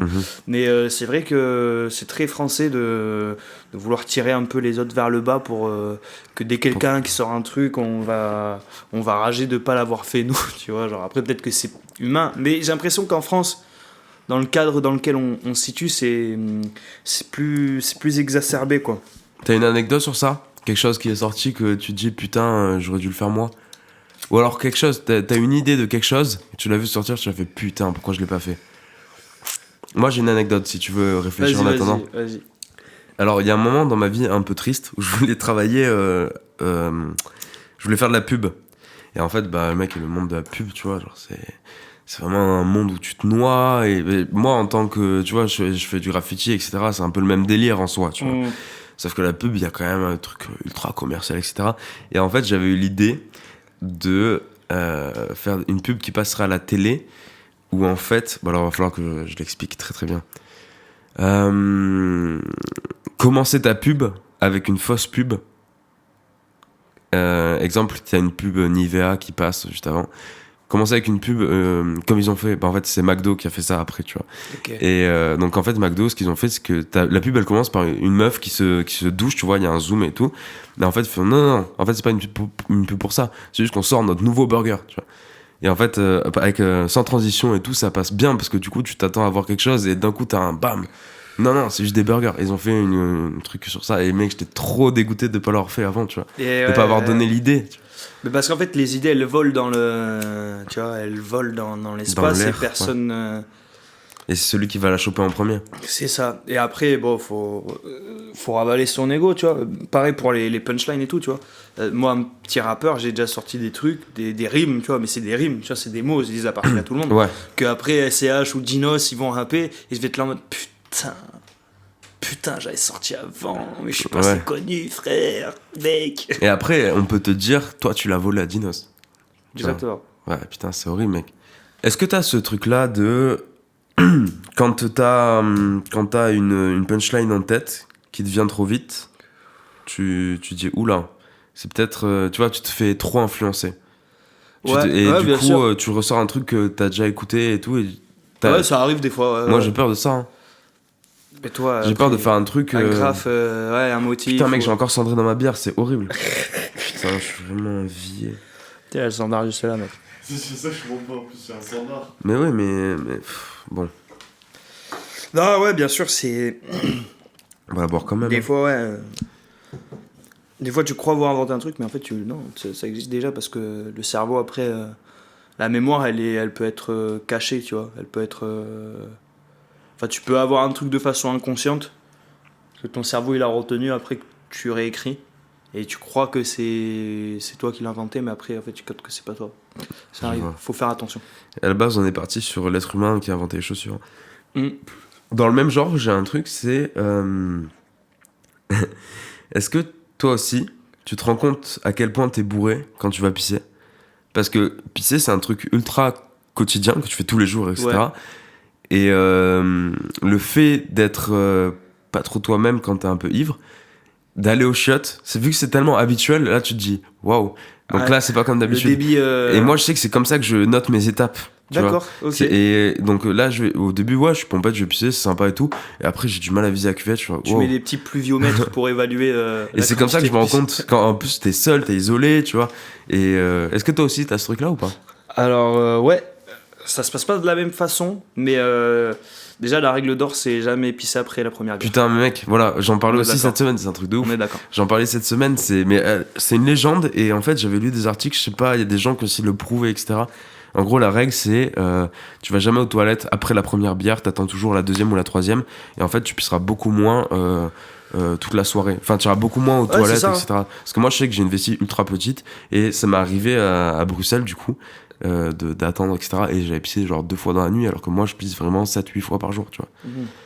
Et bon, voilà. Non, c'est vrai que c'est un bon indicateur de bourréitude, et surtout quand tu pisses en fumant un pétard. Avec c'est un. Je sais pas, tu sais, en plus quand il fait froid et qu'il y a la petite fumée là quand t'es dans. Est-ce qu'il y a une mauvaise occasion pour fumer un pétard ? Oui, à l'enterrement de ta grand-mère. Putain mec, j'avais l'idée en tête. Je voulais sortir ça. Un enterrement. Pas ouf. Ben ça dépend, hein, ça dépend. Chaque corps métabolisme est différent, donc il n'y a pas de bonne. C'est très très perso, hein. Mais est-ce que t'as déjà, on peut le couper, hein, mais est-ce que t'as déjà baisé en fumant ou pas ? En fumant ? Ouais. Non. Enfin après il y a le pétard sur le standard comme ça. Tac, mais après avec la cendre comme ça tu tombes sur le bide, genre, c'est compliqué, tu vois. Mais c'est pas un délire BDSM, hein, de cendrer sur la personne. Oui, alors ça s'appelle on m'a parlé d'un truc hier, un mouvement de l'art qui s'appelle le perversionnisme. Ah ouais, ok. Genre mettons, genre tu prends la main d'un trisomique, tu la colles sur un mur, tu fais exploser un pétard dans sa main et après avec la trace on m'a parlé de ça dans une soirée. Alors je côtoie des gens un peu bizarres, mais oh mec, c'est très étrange. C'est très étrange, mais sinon pour fumer, moi je pense que la meilleure condition c'est de pas trop bader à la base, tu vois, et d'avoir une feuille. Drogues, hein. C'est comme même l'alcool, tu vois. Oui, voilà. Faut être dans un bon mood. Sinon, c'est juste triste, quoi. Tu te fais du mal. Waouh, putain. Tu te fais du mal, mec. Tu te fais du mal, mec. Tu fais quoi si tu gagnes 1 million demain ? Enfin, aujourd'hui, même. Aujourd'hui ? Là, maintenant. Je paye ma tournée. Ouais, on est d'accord. On prend chacun 50. Ouais. On va manger et tout. On va manger au resto. Non, ce soir, je mange avec ma daronne. Mais mais c'est la question que je me pose. Putain, en plus, là, récemment, il y a plein de gens... Enfin, il y a plein de faits divers, tu vois, de gens qui trouvent genre des liquidités, genre des milliers d'euros par terre et tout, et qui les rendent à la police. En Allemagne, il y a eu ça récemment, là. Qui les rendent à la police ? Il y a un gars, il a trouvé 16 000 euros par terre. il allait le donner à la police, tu vois, genre en tant qu'honnête citoyen, et il a refusé une récompense. Parce qu'il a dit, ouais, c'est Noël et tout. Fait gros, si j'ai 1 million. C'est Noël, mais Noël de quoi? Il est fou. Oh, mais si j'ai 1 million, c'est beaucoup 1 million. Déjà, je sais pas, frère, je l'investis, je mets dans la pierre, je me mets de la sécurité, tu vois, je place, je m'achète un putain de local. Moi, je ferais, tu vois, si j'avais vraiment de la thune, je ferais. Parce qu'à Marseille, ça manque d'espace, tu vois, les grandes salles de concert, c'est soit au Moulin, soit à la Franchie, donc c'est un peu soit éloigné. au Doc, c'est en train de mourir. Il manque une grande salle où tu peux faire du bruit et où ça soit un bar et en même temps qu'il y ait des studios et tout. En fait, moi, j'aimerais trop, tu vois, si j'avais vraiment beaucoup de thunes, Enfin, je lancerais, je sais pas, laisse tomber, frère. Frère, 1 million, il faut le deuxième après. Si j'ai 1 million, je veux le deuxième, le troisième. Voilà. Ouais, c'est ça le problème. Je suis chaud d'aller pisser. Moi aussi. Allez. Ah, la pisse, eh oui, putain, j'en suis même pas à la moitié de la première, les gars. On est en train de faire n'importe quoi. Alors, JD, j'avais une question pour toi. C'est vrai. Est-ce que toi aussi, quand t'étais petit, tu laissais de l'argent dans tes poches de veste pour les retrouver plus tard ou pas? Mais je le fais toujours, mec. Ah ouais, c'est vrai? Bah ouais. Putain. Mais J'ai l'impression que ça a l'air un peu bizarre de faire ça, mais moi je le fais toujours aussi. Mais ouais, non, mais après, ça arrive moins parce que j'ai moins d'argent. Là, mais des fois, t'es là, tu trouves 5 euros, tu fais yeah! Ouais, même si c'est 5 balles, tu vois, un billet de 5. Même 50 centimes, c'est cool, tu peux t'acheter une clope. Lourd de ouf. Galérien du Courjus. Ah, on y retourne. Au Courjus. Tous les chemins mènent au Courges au bar. T'es quel type de fumeur? Parce que j'ai l'impression que t'es pas. Est-ce que je te considère comme un fumeur ou pas? Je suis un fumeur amateur. Fumeur, je suis pas.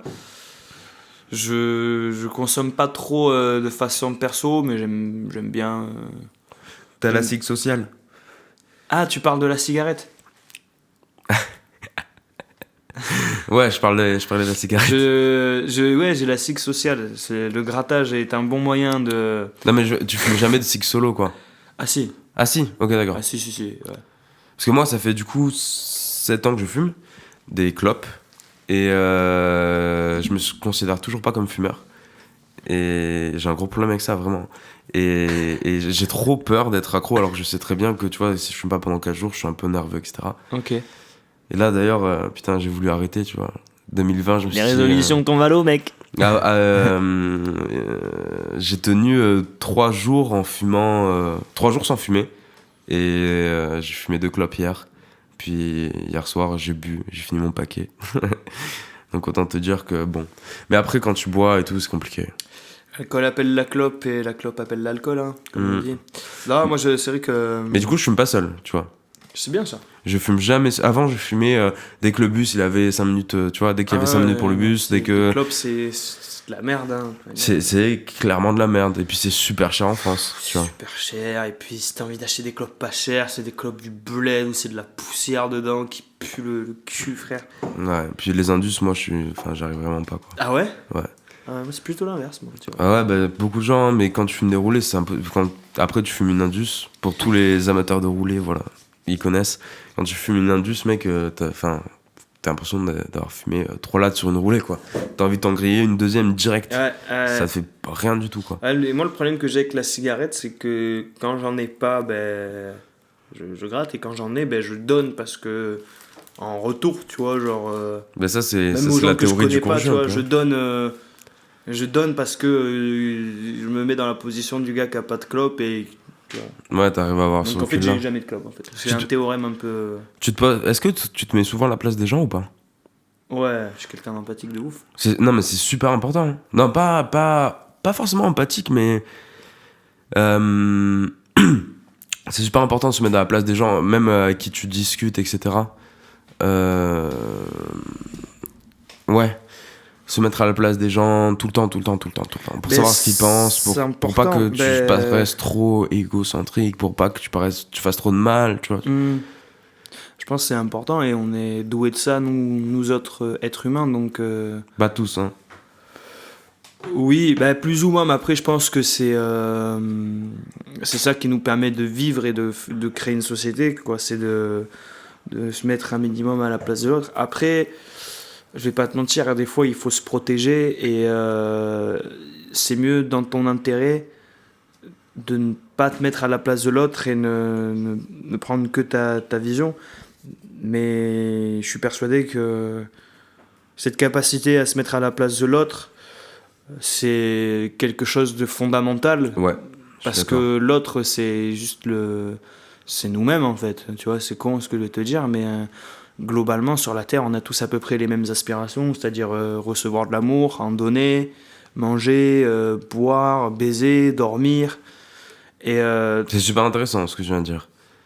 Parce qu'il y a très peu de gens qui pensent que baiser, c'est nécessaire.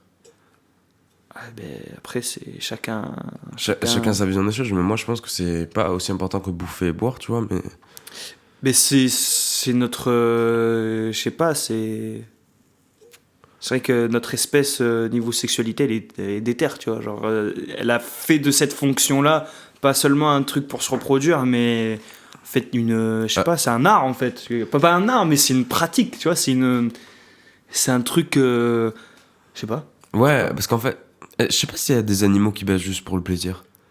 Est-ce qu'ils sont toujours dans le truc de la reproductivité? Non, je sais pas. Mais après, il y a tellement d'espèces. Il y a tellement d'espèces et la plupart des espèces, elles prennent même pas de plaisir, tu vois, quand elles se reproduisent. J'ai un exemple. Tu sais que c'est très chelou de connaître ça, mais il y a des chauves-souris qui s'autosucent à l'envers. Donc ça veut dire qu'elles prennent quand même le plaisir et elles savent que c'est pas de la reproduction. Ouais, c'est très bizarre. Et en fait, c'est anecdote vraie. J'avais sorti, je sais plus de quoi on parlait. J'avais une prof de philo d'ailleurs qui est passée sur Combini. Comment ça s'appelait? Je me souviens plus son nom. Elle parle d'Ayam et tout, c'est trop cool. Elle prend des punchlines et elle les explique façon philosophie. Et je sais plus pourquoi en cours, elle demandait, justement, on parlait de sexe et tout, et on parlait des animaux parce que c'est super. Moi, je trouve que c'est super important de se comparer aux animaux, tu vois. Et j'avais sorti cette année, j'avais levé la main, mec, et il devait y avoir 80 personnes dans la salle, et j'ai dit, bah ouais, il y a des chauves-souris qui s'autosucent, quoi. Tout le monde m'avait regardé avec un air, mec. J'étais plus allé en cours, je crois, après. Ah ouais, bah écoute. Elle m'a dit, mais comment tu connais ça? Bah écoutez, je m'intéresse aux animaux. Madame, hein, voilà. Non, mais c'est marrant parce que quand tu dis se mettre à la place de l'autre, ne serait-ce que dans une relation, se mettre à la place de l'autre, ça passe par le dialogue, tu vois, et par le. Pas forcément. Hein. Pas forcément, mais l'échange, tu vois. L'échange. C'est en échangeant que quand tu donnes, après, tu jauges la réaction de la personne et après, tu avises, tu vois. Donc, super important de se mettre à la place de l'autre parce que, encore une fois, on n'est pas si différents, hein, les uns des autres. Mettons, lui, il a une crête, l'autre, il a un jogging. Peut-être que vu de l'extérieur on n'a pas l'air d'avoir grand chose en commun, mais en fait si, je pense qu'on a tellement de choses à partager que se mettre à la place de l'autre c'est un devoir vital limite en fait, de survie pour vivre entre nous, oui. Et rien que pour soi, parce que si tu t'efforces à te mettre entre guillemets dans la peau de quelqu'un, ça va t'apporter, ça va ouvrir tes horizons, quoi. Ça va ouvrir ton chakra. Ouais, ben ton ouverture au monde et ta sensibilité, tu vois. La sensibilité, c'est un truc qui se travaille aussi, je crois. Quand tu parlais des jogging, etc., est-ce que toi, t'es un mec qui va s'habiller pour monter sur scène ou pas? Tu vas choisir tes fringues? Parce que j'ai pas l'impression que t'es un mec qui choisit tes fringues avant de sortir. Ah ouais? Mec, je me casse la tête. C'est vrai? Je me casse la tête. Ok, d'accord, je veux pas penser. Ah ouais, je me casse la tête. Des fois, je suis en retard et tout parce que je me dis non, ça va pas et tout. Ah ouais? Ouais, okay. Je suis une vraie diva, moi, frère. Je suis et du coup, sur scène, encore plus, du coup? Bah, sur scène, faut privilégier le confort, tu vois. Le confort et des bonnes petites chaussures, un truc qui va bien avec la lumière aussi. En fait, la vraie élégance et la vraie classe, c'est se mettre dans des habits qui te correspondent et dans lesquels tu te sens bien, tu vois. T'as pas besoin d'avoir 10 000 marques et tout sur toi, mais moi je kiffe quand je sors de chez moi, que je suis bien, ça, dans mes fringues, je suis à l'aise. Et là, ça te met de la confiance et tout. Et le problème, c'est que chez moi, j'ai plein d'habits, sauf que c'est des habits qui font des tailles différentes, des pantalons, des trucs, des couleurs différentes. Donc à chaque fois, j'ai trop de trucs. Il faut que je trouve le bon assemblage, quoi. Ok, d'accord. Mais voilà, après le problème, c'est que le matériel, après, il prend le dessus, tu vois. C'est con, hein. Mais C'est vrai que se casser la tête pour s'habiller, c'est un peu aussi une injonction quoi, qu'on a dans la société, du paraître et du... Parce qu'on voudrait nous... Et quelque part, c'est pas tellement faux, mais on est un peu ce qu'on laisse apercevoir, tu vois. Ouais. On est ce qu'on dégage, tu vois. Donc c'est important de... Qui plus est, sur scène, d'être... En fait, t'es un panneau publicitaire. Bonjour, je suis le produit JD. On en parlait avec Ilan du truc du personnage. Bien sûr. Après, après, sur scène, au contraire, tu peux laisser plus place à l'imagination, aux déguisements, aux accessoires.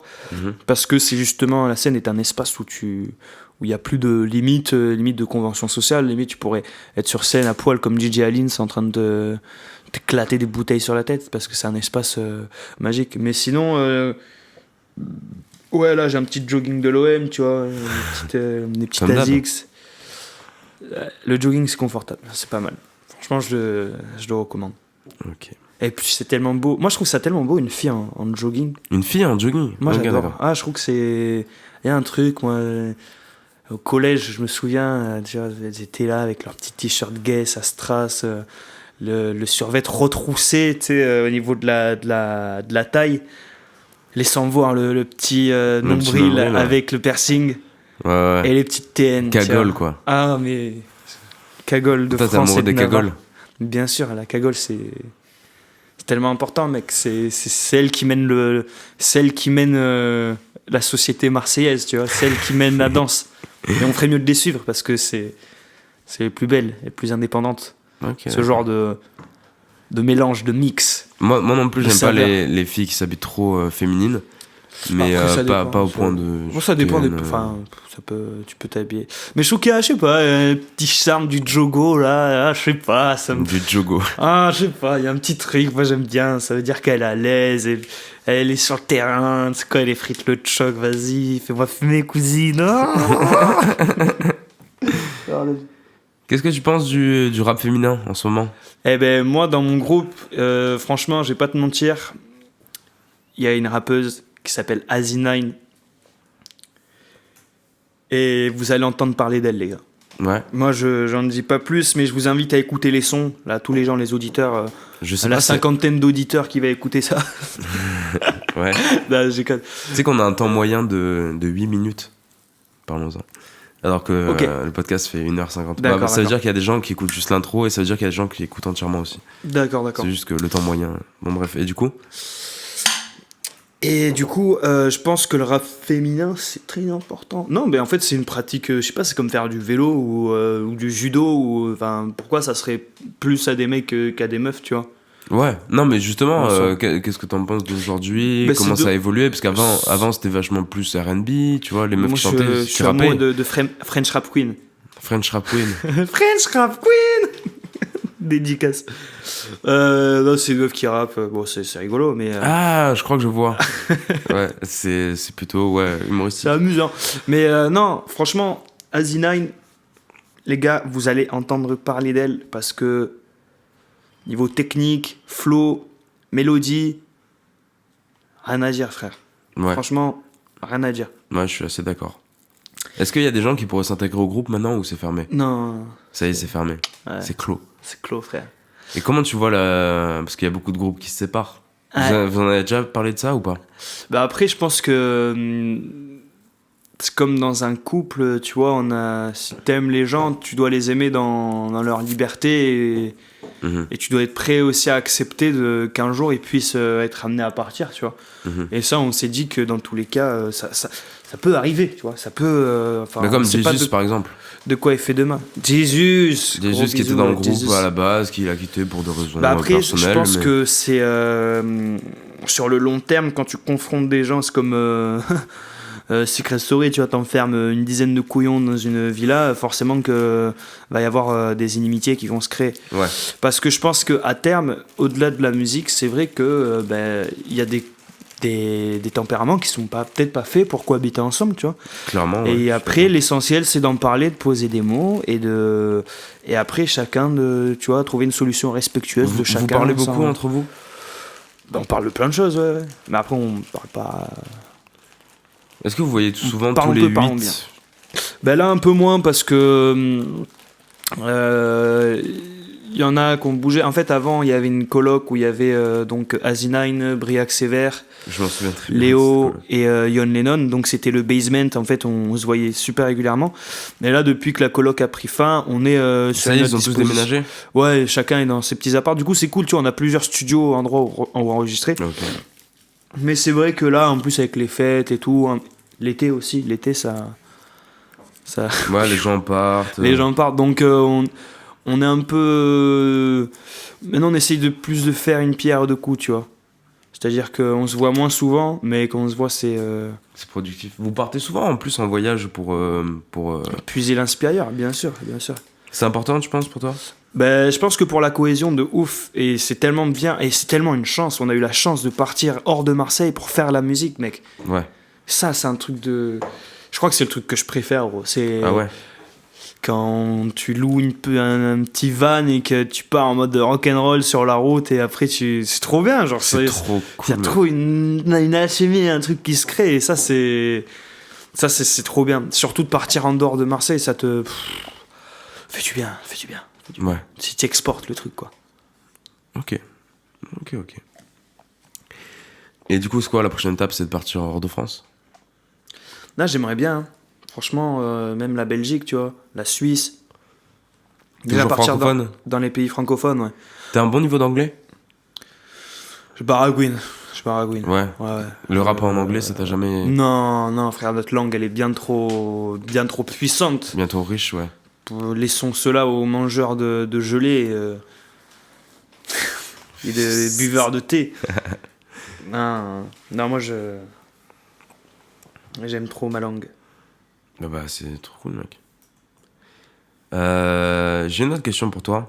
C'est vrai? Ouais, est-ce que tu penses que si Wow. on boit beaucoup Ouais. Ouais, beaucoup. d'huile d'olive, Ah. on flotte? T'es une galère, gros. T'en boire beaucoup au point de remplacer l'eau dans ton corps par de l'huile d'olive, c'est bien que tes pores et tout, ils transpirent de l'huile d'olive, Ouais. et du coup tu flotterais dans l'eau. Putain, pourquoi pas, faudrait essayer de mettre au point des... Comment ça se passe dans ton corps peut-être déjà? pas de l'eau, mais genre des pommades, genre mélangées à du béton pour que ça tienne. Non, mais tu coulerais sinon. Mais alors, écoute, je suis pas Avec le mec Jésus, je suis pas le mec le plus calé en chimie. Avec Jésus, on avait élaboré une théorie sur comment Jésus, du coup, avait réussi à marcher sur l'eau, apparemment, tu vois. C'est pas Parce mal, qu'en fait, ça. il avait mis de l'huile d'olive sur ses sandales, tu vois, ou sur ses yep. Ah. Et du coup, c'était Jésus huile d'olive. Waouh. Voilà. Ah, mais il y a grave moyen. Peut-être que je fumais encore à l'époque quand j'ai Ouais. trouvé cette cette information. Ah, mais franchement, il y a grave moyen. L'huile d'olive palestinienne, en plus, est de Ils qualité. en font en Palestine? Bien sûr, malgré... Ou en Cisjordanie, pour être précis. Ok. Et d'ailleurs, il y a l'un des plus vieux oliviers du monde, il est là-bas, et il y a un petit vieux, un petit arabe qui le garde H24. Il a sa chaise, sa bouteille d'eau, il reste comme ça, il fait... Ça bouge pas. Ça bouge up. Et c'est un vieil olivier, il est super beau, il fait la taille, genre le tronc, il fait peut-être la... Genre en diamètre, il fait peut-être la taille de la pièce, tu vois. Genre Ouais. c'est un truc gigantesque, tu vois, c'est un bel arbre. Et putain, l'huile d'olive, c'est tellement bon, frère. Oh là là. Toi, t'es plus beurre ou huile d'olive? Mec, huile d'olive. Ah, ça c'est mon Cash, gars, ça c'est de mon fou. gars. On vient du sud. Et oui, ah mais l'huile d'olive, t'en mets de partout. Mais en plus, je crois que c'est bon pour la santé, hein. Mais bien À un sûr. certain niveau, Des bah, oligo, comme le oligo, beurre, je pense, comme oligo, tout en fait. Tu savais que la crème fraîche, bah moi je savais pas, hein, mais je pense que tout le monde le sait. La crème fraîche, ça a été inventé en Bretagne. Ça m'étonne qu'à moitié. Putain, en Bretagne ou en Normandie? Ouh Je suis en train de là, me faire des ennemis. on va Je se crois faire que c'est en Bretagne. On va pas que se faire des copains. Non, et en fait, j'ai rencontré une Kadji qui un soir Ça m'avait raconte dit, une une Kadji. nana, qui m'avait dit ouais, bah je suis fier parce que ma région, elle a inventé la crème fraîche et du coup, c'est pour ça que toute la terre entière a 2-3 kilos en plus. Et j'ai trouvé ça marrant, tu vois. Parce que c'est vrai que c'est toute la terre entière qui mange Ah, la crème fraîche. faut pas trop en abuser, mais c'est vrai que bien. Après, je suis pas un grand cuisinier, hein, mais bien amené, c'est comme une petite punchline, tu vois. C'est bien. Faut pas en abuser. Sinon, les poignées d'amour, ouh là là. Ah mec, m'en parle pas de ça. Hein. Parce que C'est le truc le plus dur à perdre. Jamais le perdre. Moi, ça y est, je commence à avoir des sais, des traces. De vergetures. Ouais. Ouais. Je commence à les avoir. Là, on les voit pas bien, mais. Ça te gêne les vergetures sur les femmes ou pas? Non, parce que, pas du tout. Alors mec. voilà. Pas du tout. Il Les faut femmes que- zébrées sont les plus belles. La cellulite onctueuse, bordel de merde. Les femmes zébrées. Ah, mais Putain. c'est magnifique. Elles Alors- portent ça comme des ornements. T'as envie. Ah, putain. Je t'ai révélé quelque chose là. Les filles qui nous écoutent, réellement, hein, il y a beaucoup de femmes qui ont un complexe sur ça. Nous, les hommes, on s'en bat les couilles. Mais vraiment. Après, les hommes, ils aiment pas. hein. Il y a des hommes qui aiment pas. mais Moi, je connais aucun homme qui n'aime pas. C'est Et je magnifique. limite, c'est-à-dire- tu vois, ça a une histoire, tu vois, c'est C'est comme ça, une cicatrice. C'est même pas une cicatrice, c'est Non, pas le pas même une niveau.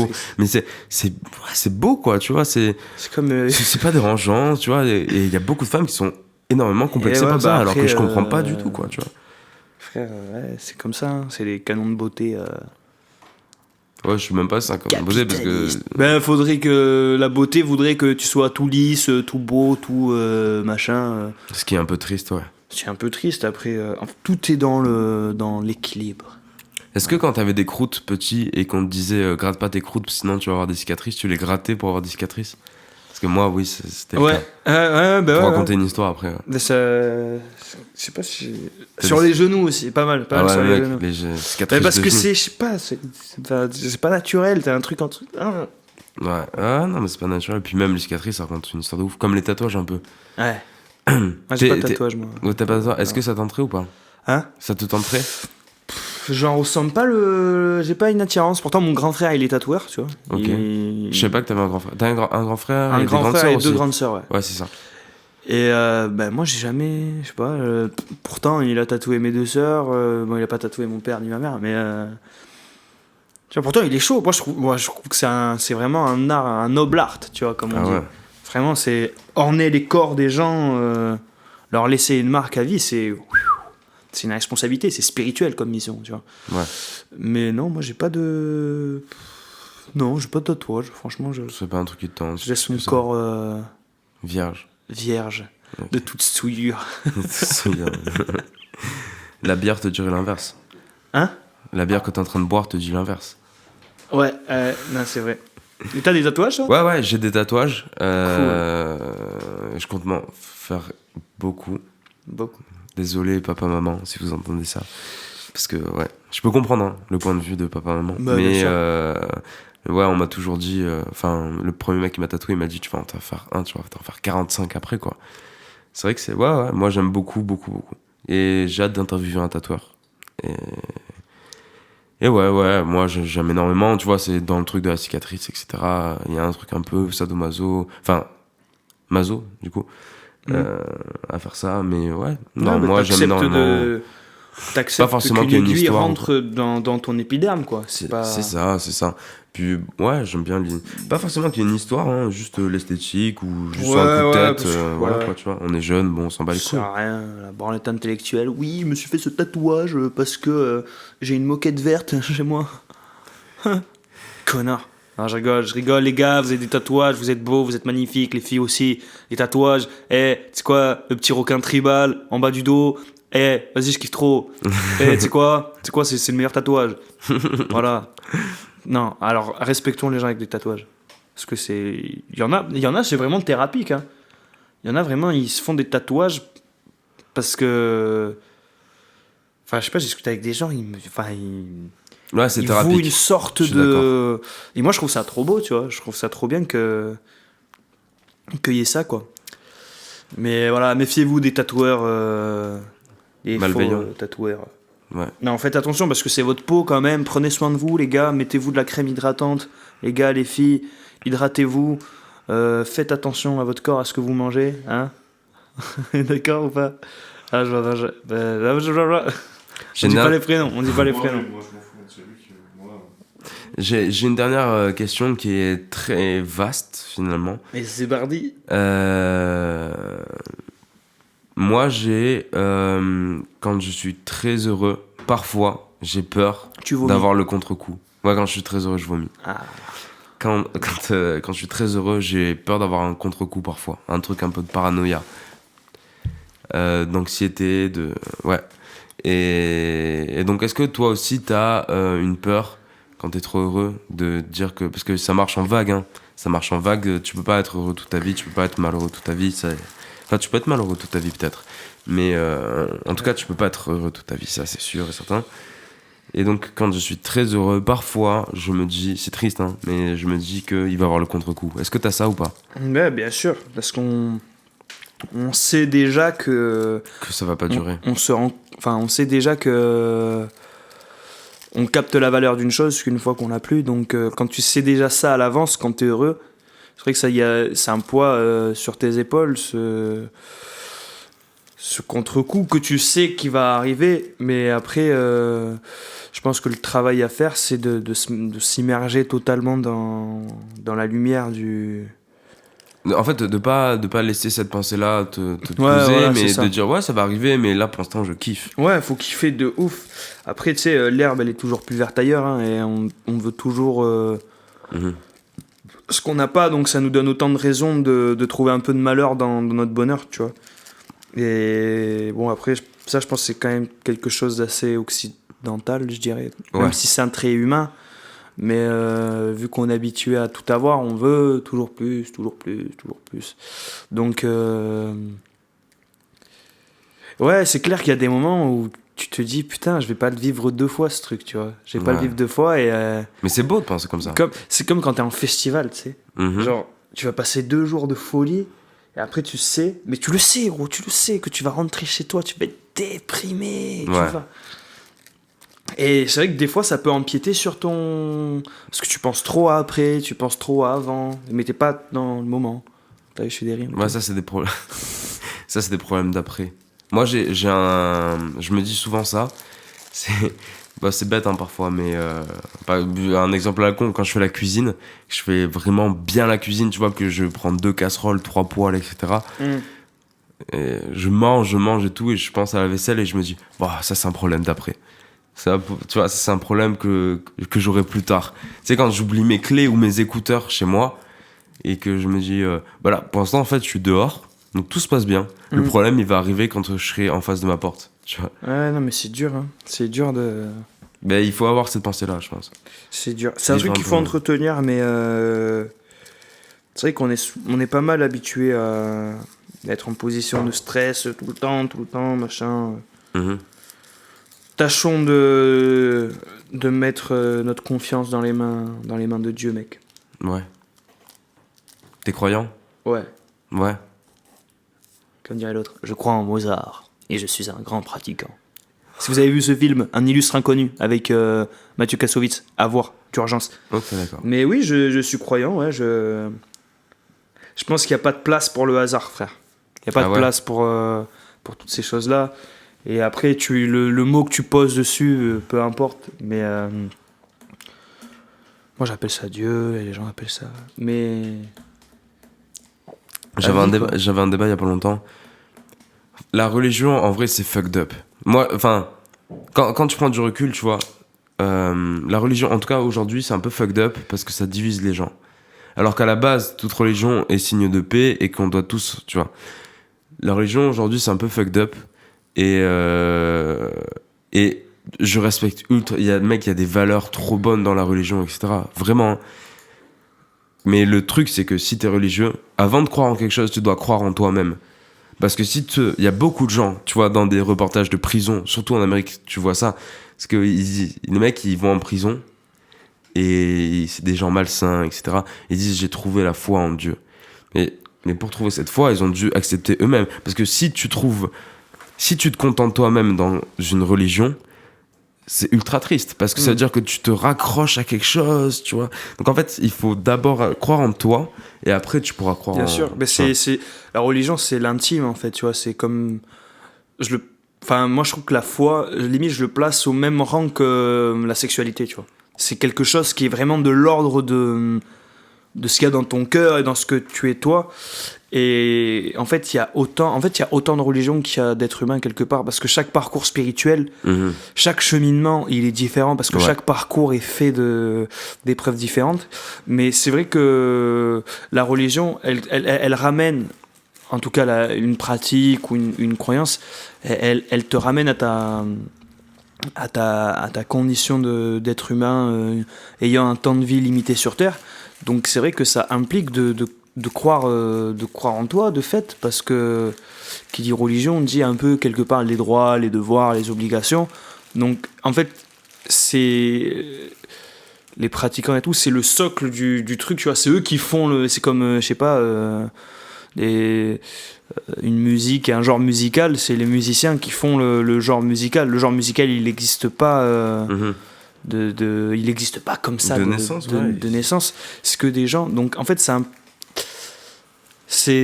moi je trouve ça. Après, je suis pas pratiquant, je suis pas dans le dogme, l'institution. J'ai un peu du mal avec ça, mais ça m'émeut de voir des personnes qui créent, qui font vraiment corps avec la race humaine et le divin, tu vois. Et je pense que le but d'une religion aussi, c'est connais-toi toi-même finalement. Tu vois. C'est simplement un guide de préceptes. Parce que toutes les religions, quelles qu'elles soient, c'est que de l'initiation, c'est que du cheminement en fait. C'est le bonheur en fait, c'est pas un point d'arrivée, mais c'est une destination. Donc ça t'oblige à chaque fois que tu chemines dans ta religion, que tu progresses et tout, ben, ça te fait prendre conscience de toi-même et de ta place que tu as sur Terre en tant qu'être vivant, en tant que faisant partie d'un grand tout, tu vois. Et ça, je le ressens même encore aujourd'hui, même en fréquentant pas l'église ou la synagogue ou la mosquée, tu vois. Mais je pense que c'est vrai que c'est fucked up, malheureusement, comme dirait Medine, les foules ont interféré dans le message de l'auteur, tu vois. Et les puissants, ils se sont utilisés ça pour toujours plus dominer en tant qu'instrument d'oppression et instrument capitalistique, hein, finalement, on va pas se mentir. Il y a beaucoup d'institutions, quelles que soient les religions, c'est des gens qui ont de l'influence et qui vont se servir de leur influence en disant « Oh, attention, faites pas ci, faites pas ça. » Ça, en fait, c'est pas ça qui nous est demandé. Genre Jésus, est-ce que Jésus, il voulait l'or du Vatican? Est-ce qu'il voulait les dorures? Est-ce qu'il voulait les trucs en marbre? Non, sûrement que non. Moi, je pense que c'était simplement un gars qui a dit « Oh, arrêtez de faire TB, juste faites les choses bien, aimez-vous les uns les autres. » Et même tous les guides qui sont venus, que ce soit avant ou après lui, ben, ils délivrent ce message. Et le point central des religions monothéistes, c'est l'unicité de Dieu. Dans le sens où c'est un cercle avec un point central, tu vois, mais tout émane d'une source. Et même plus loin, tu vois, les religions hindouistes, bouddhistes et tout, souvent on dit à tort que c'est des religions polythéistes, mais en fait les dieux qu'il y a, c'est simplement des avatars d'une seule et même puissance unique, tu vois, une source d'énergie qui surpasse même notre logique humaine, tu vois. Et c'est pour ça que c'est dangereux les fondamentalismes, les bisounours et tout. Mais tu peux pas saisir le divin, tu peux pas le saisir, tu vois, tu peux pas tu as beau faire des livres et tout, des trucs qui se rapprochent de ça, mais laisse le mystère et laisse. C'est pour ça la confiance, quand je disais au début la confiance, la mettre dans les mains de Dieu, c'est laisser cette part de mystère et laisser allez, on y va, tu vois, le souffle, la vie en fait, vie, tu vois, les créatures abyssales, elles ont pas de conscience, elles sont constituées à 90% d'eau, pourtant elles ont ce battement, ces pulsions de vie qui les poussent à s'adapter, à adapter leur corps, à adapter leur métabolisme en fonction de l'adversité, tu vois. Parce que la vie, elle a un mouvement. La vie, elle a et je pense que ce mouvement-là, il y a quelque chose qu'on peut pas expliquer. Enfin, moi, je suis cartésien, je suis pour la science et tout, mais je pense que passer une étape, il y a des choses que tu peux pas expliquer.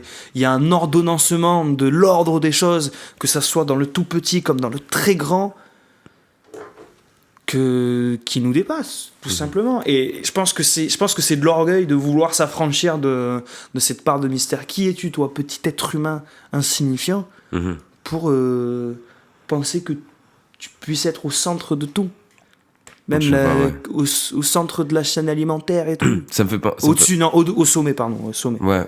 Se penser au sommet, c'est grave, tu vois, le péché d'orgueil. Ouais. Mais et ça me fait beaucoup penser à une phrase qui me disait beaucoup mon père. C'était, enfin, qui me dit toujours beaucoup mon père. C'était Einstein, tu vois, le mec qui était putain au-dessus de tout, tu vois, qui a révolutionné le monde actuel, etc. Bah, à la fin de sa vie, il était ultra spirituel et religieux, le mec. Hein. Ça voulait dire que, bah ouais, en dehors de tout ce que j'ai prouvé, en dehors de tout ce qu'on a réussi à prouver pour l'instant, il y a quelque chose qui nous dépasse de ouf. Et donc là, je passe sur autre chose, mais je pensais vraiment jamais parler de religion dans ce podcast, ni de spiritualité, parce que je voulais pas mettre des gens à part ou même sûr. Politique ou quoi. Et bah là, t'en as vraiment très bien parlé, et du coup, c'est pour ça que je t'ai laissé parler et tout. C'est vraiment très bien. Et je pense que on va pouvoir s'arrêter un peu sur ça, sur une belle note de douceur. Et, croyez en vous, mec. Croyez en vous. Croyez en vous avant de croire à tout ce que vous voulez. Et ouais, vous êtes des belles personnes. Vous êtes des belles personnes. On vous aime. Surtout si vous écoutez ça. Soyez au rendez-vous. Gros big up. Big up. Voilà, donc... à Thierry derrière les manettes. Donc, gros big up au 2-3-7. Merci, mec. Merci pour l'invite. À la base, je voulais inviter tout le crew, mais t'imagines bien que 8 micros, c'est compliqué. Un jour, on reviendra. Ouais, mais vraiment, on va faire un truc. Donc, je sais pas comment ça va se passer. À la base, je voulais inviter 2 personnes, puis 2 personnes. Ou alors, mais le truc serait vraiment d'avoir 8 micros, ce serait oufissime, tu vois. Mais bien organisé, bien structuré, etc. Mais oui, bien sûr que tu seras pas le seul membre des 2-3-7 interviewé. Cool. Peut-être pas cette saison-ci, mais on verra à l'avenir. T'as pas cité tous les membres des 2-3-7. J'aimerais bien que tu les cites un par un. Ok. Et Alcinine. Ouais. Notre prêtresse du turn-up.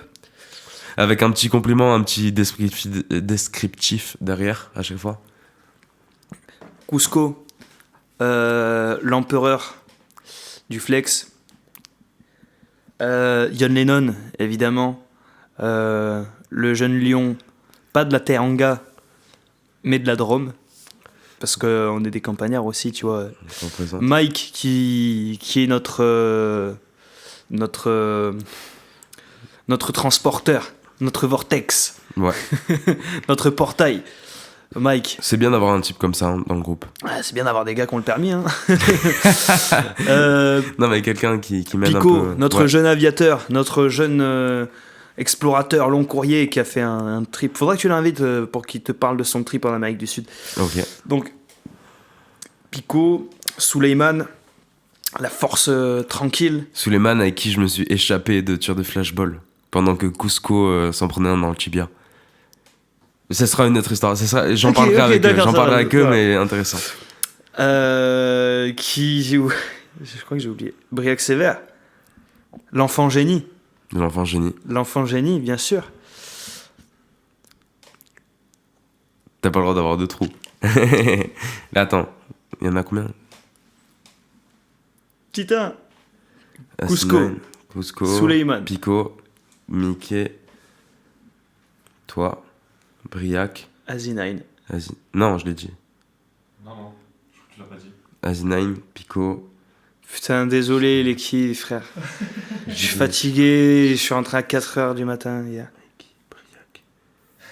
On essaie. Ah, c'est bon. Ah, c'est bon, on a rien oublié. Bravo les gars. Bon. Donc voilà. Grosse dédicace à eux, allez écouter leur son, ça tue de ouf. Et quand je travaillais à l'époque au Crous, je passais vos sons les gars. À la cafette du Crous, de la fac. Aïe. Et les gens étaient pas prêts, clairement. Grosse dédicace à la fac Aix-Marseille. Voilà. Et ben sur ce, je pense qu'on peut terminer cette émission. Merci beaucoup JD d'avoir Merci accepté. Pour l'invite les gars, merci pour le café, les clopes, etc. et la binge. Ouais. Et bah écoutez, soyez vous-même et merci d'avoir écouté. Prenez soin de vous, hydratez-vous. N'hésitez surtout pas à laisser des commentaires pour des retours et bisous, à la prochaine.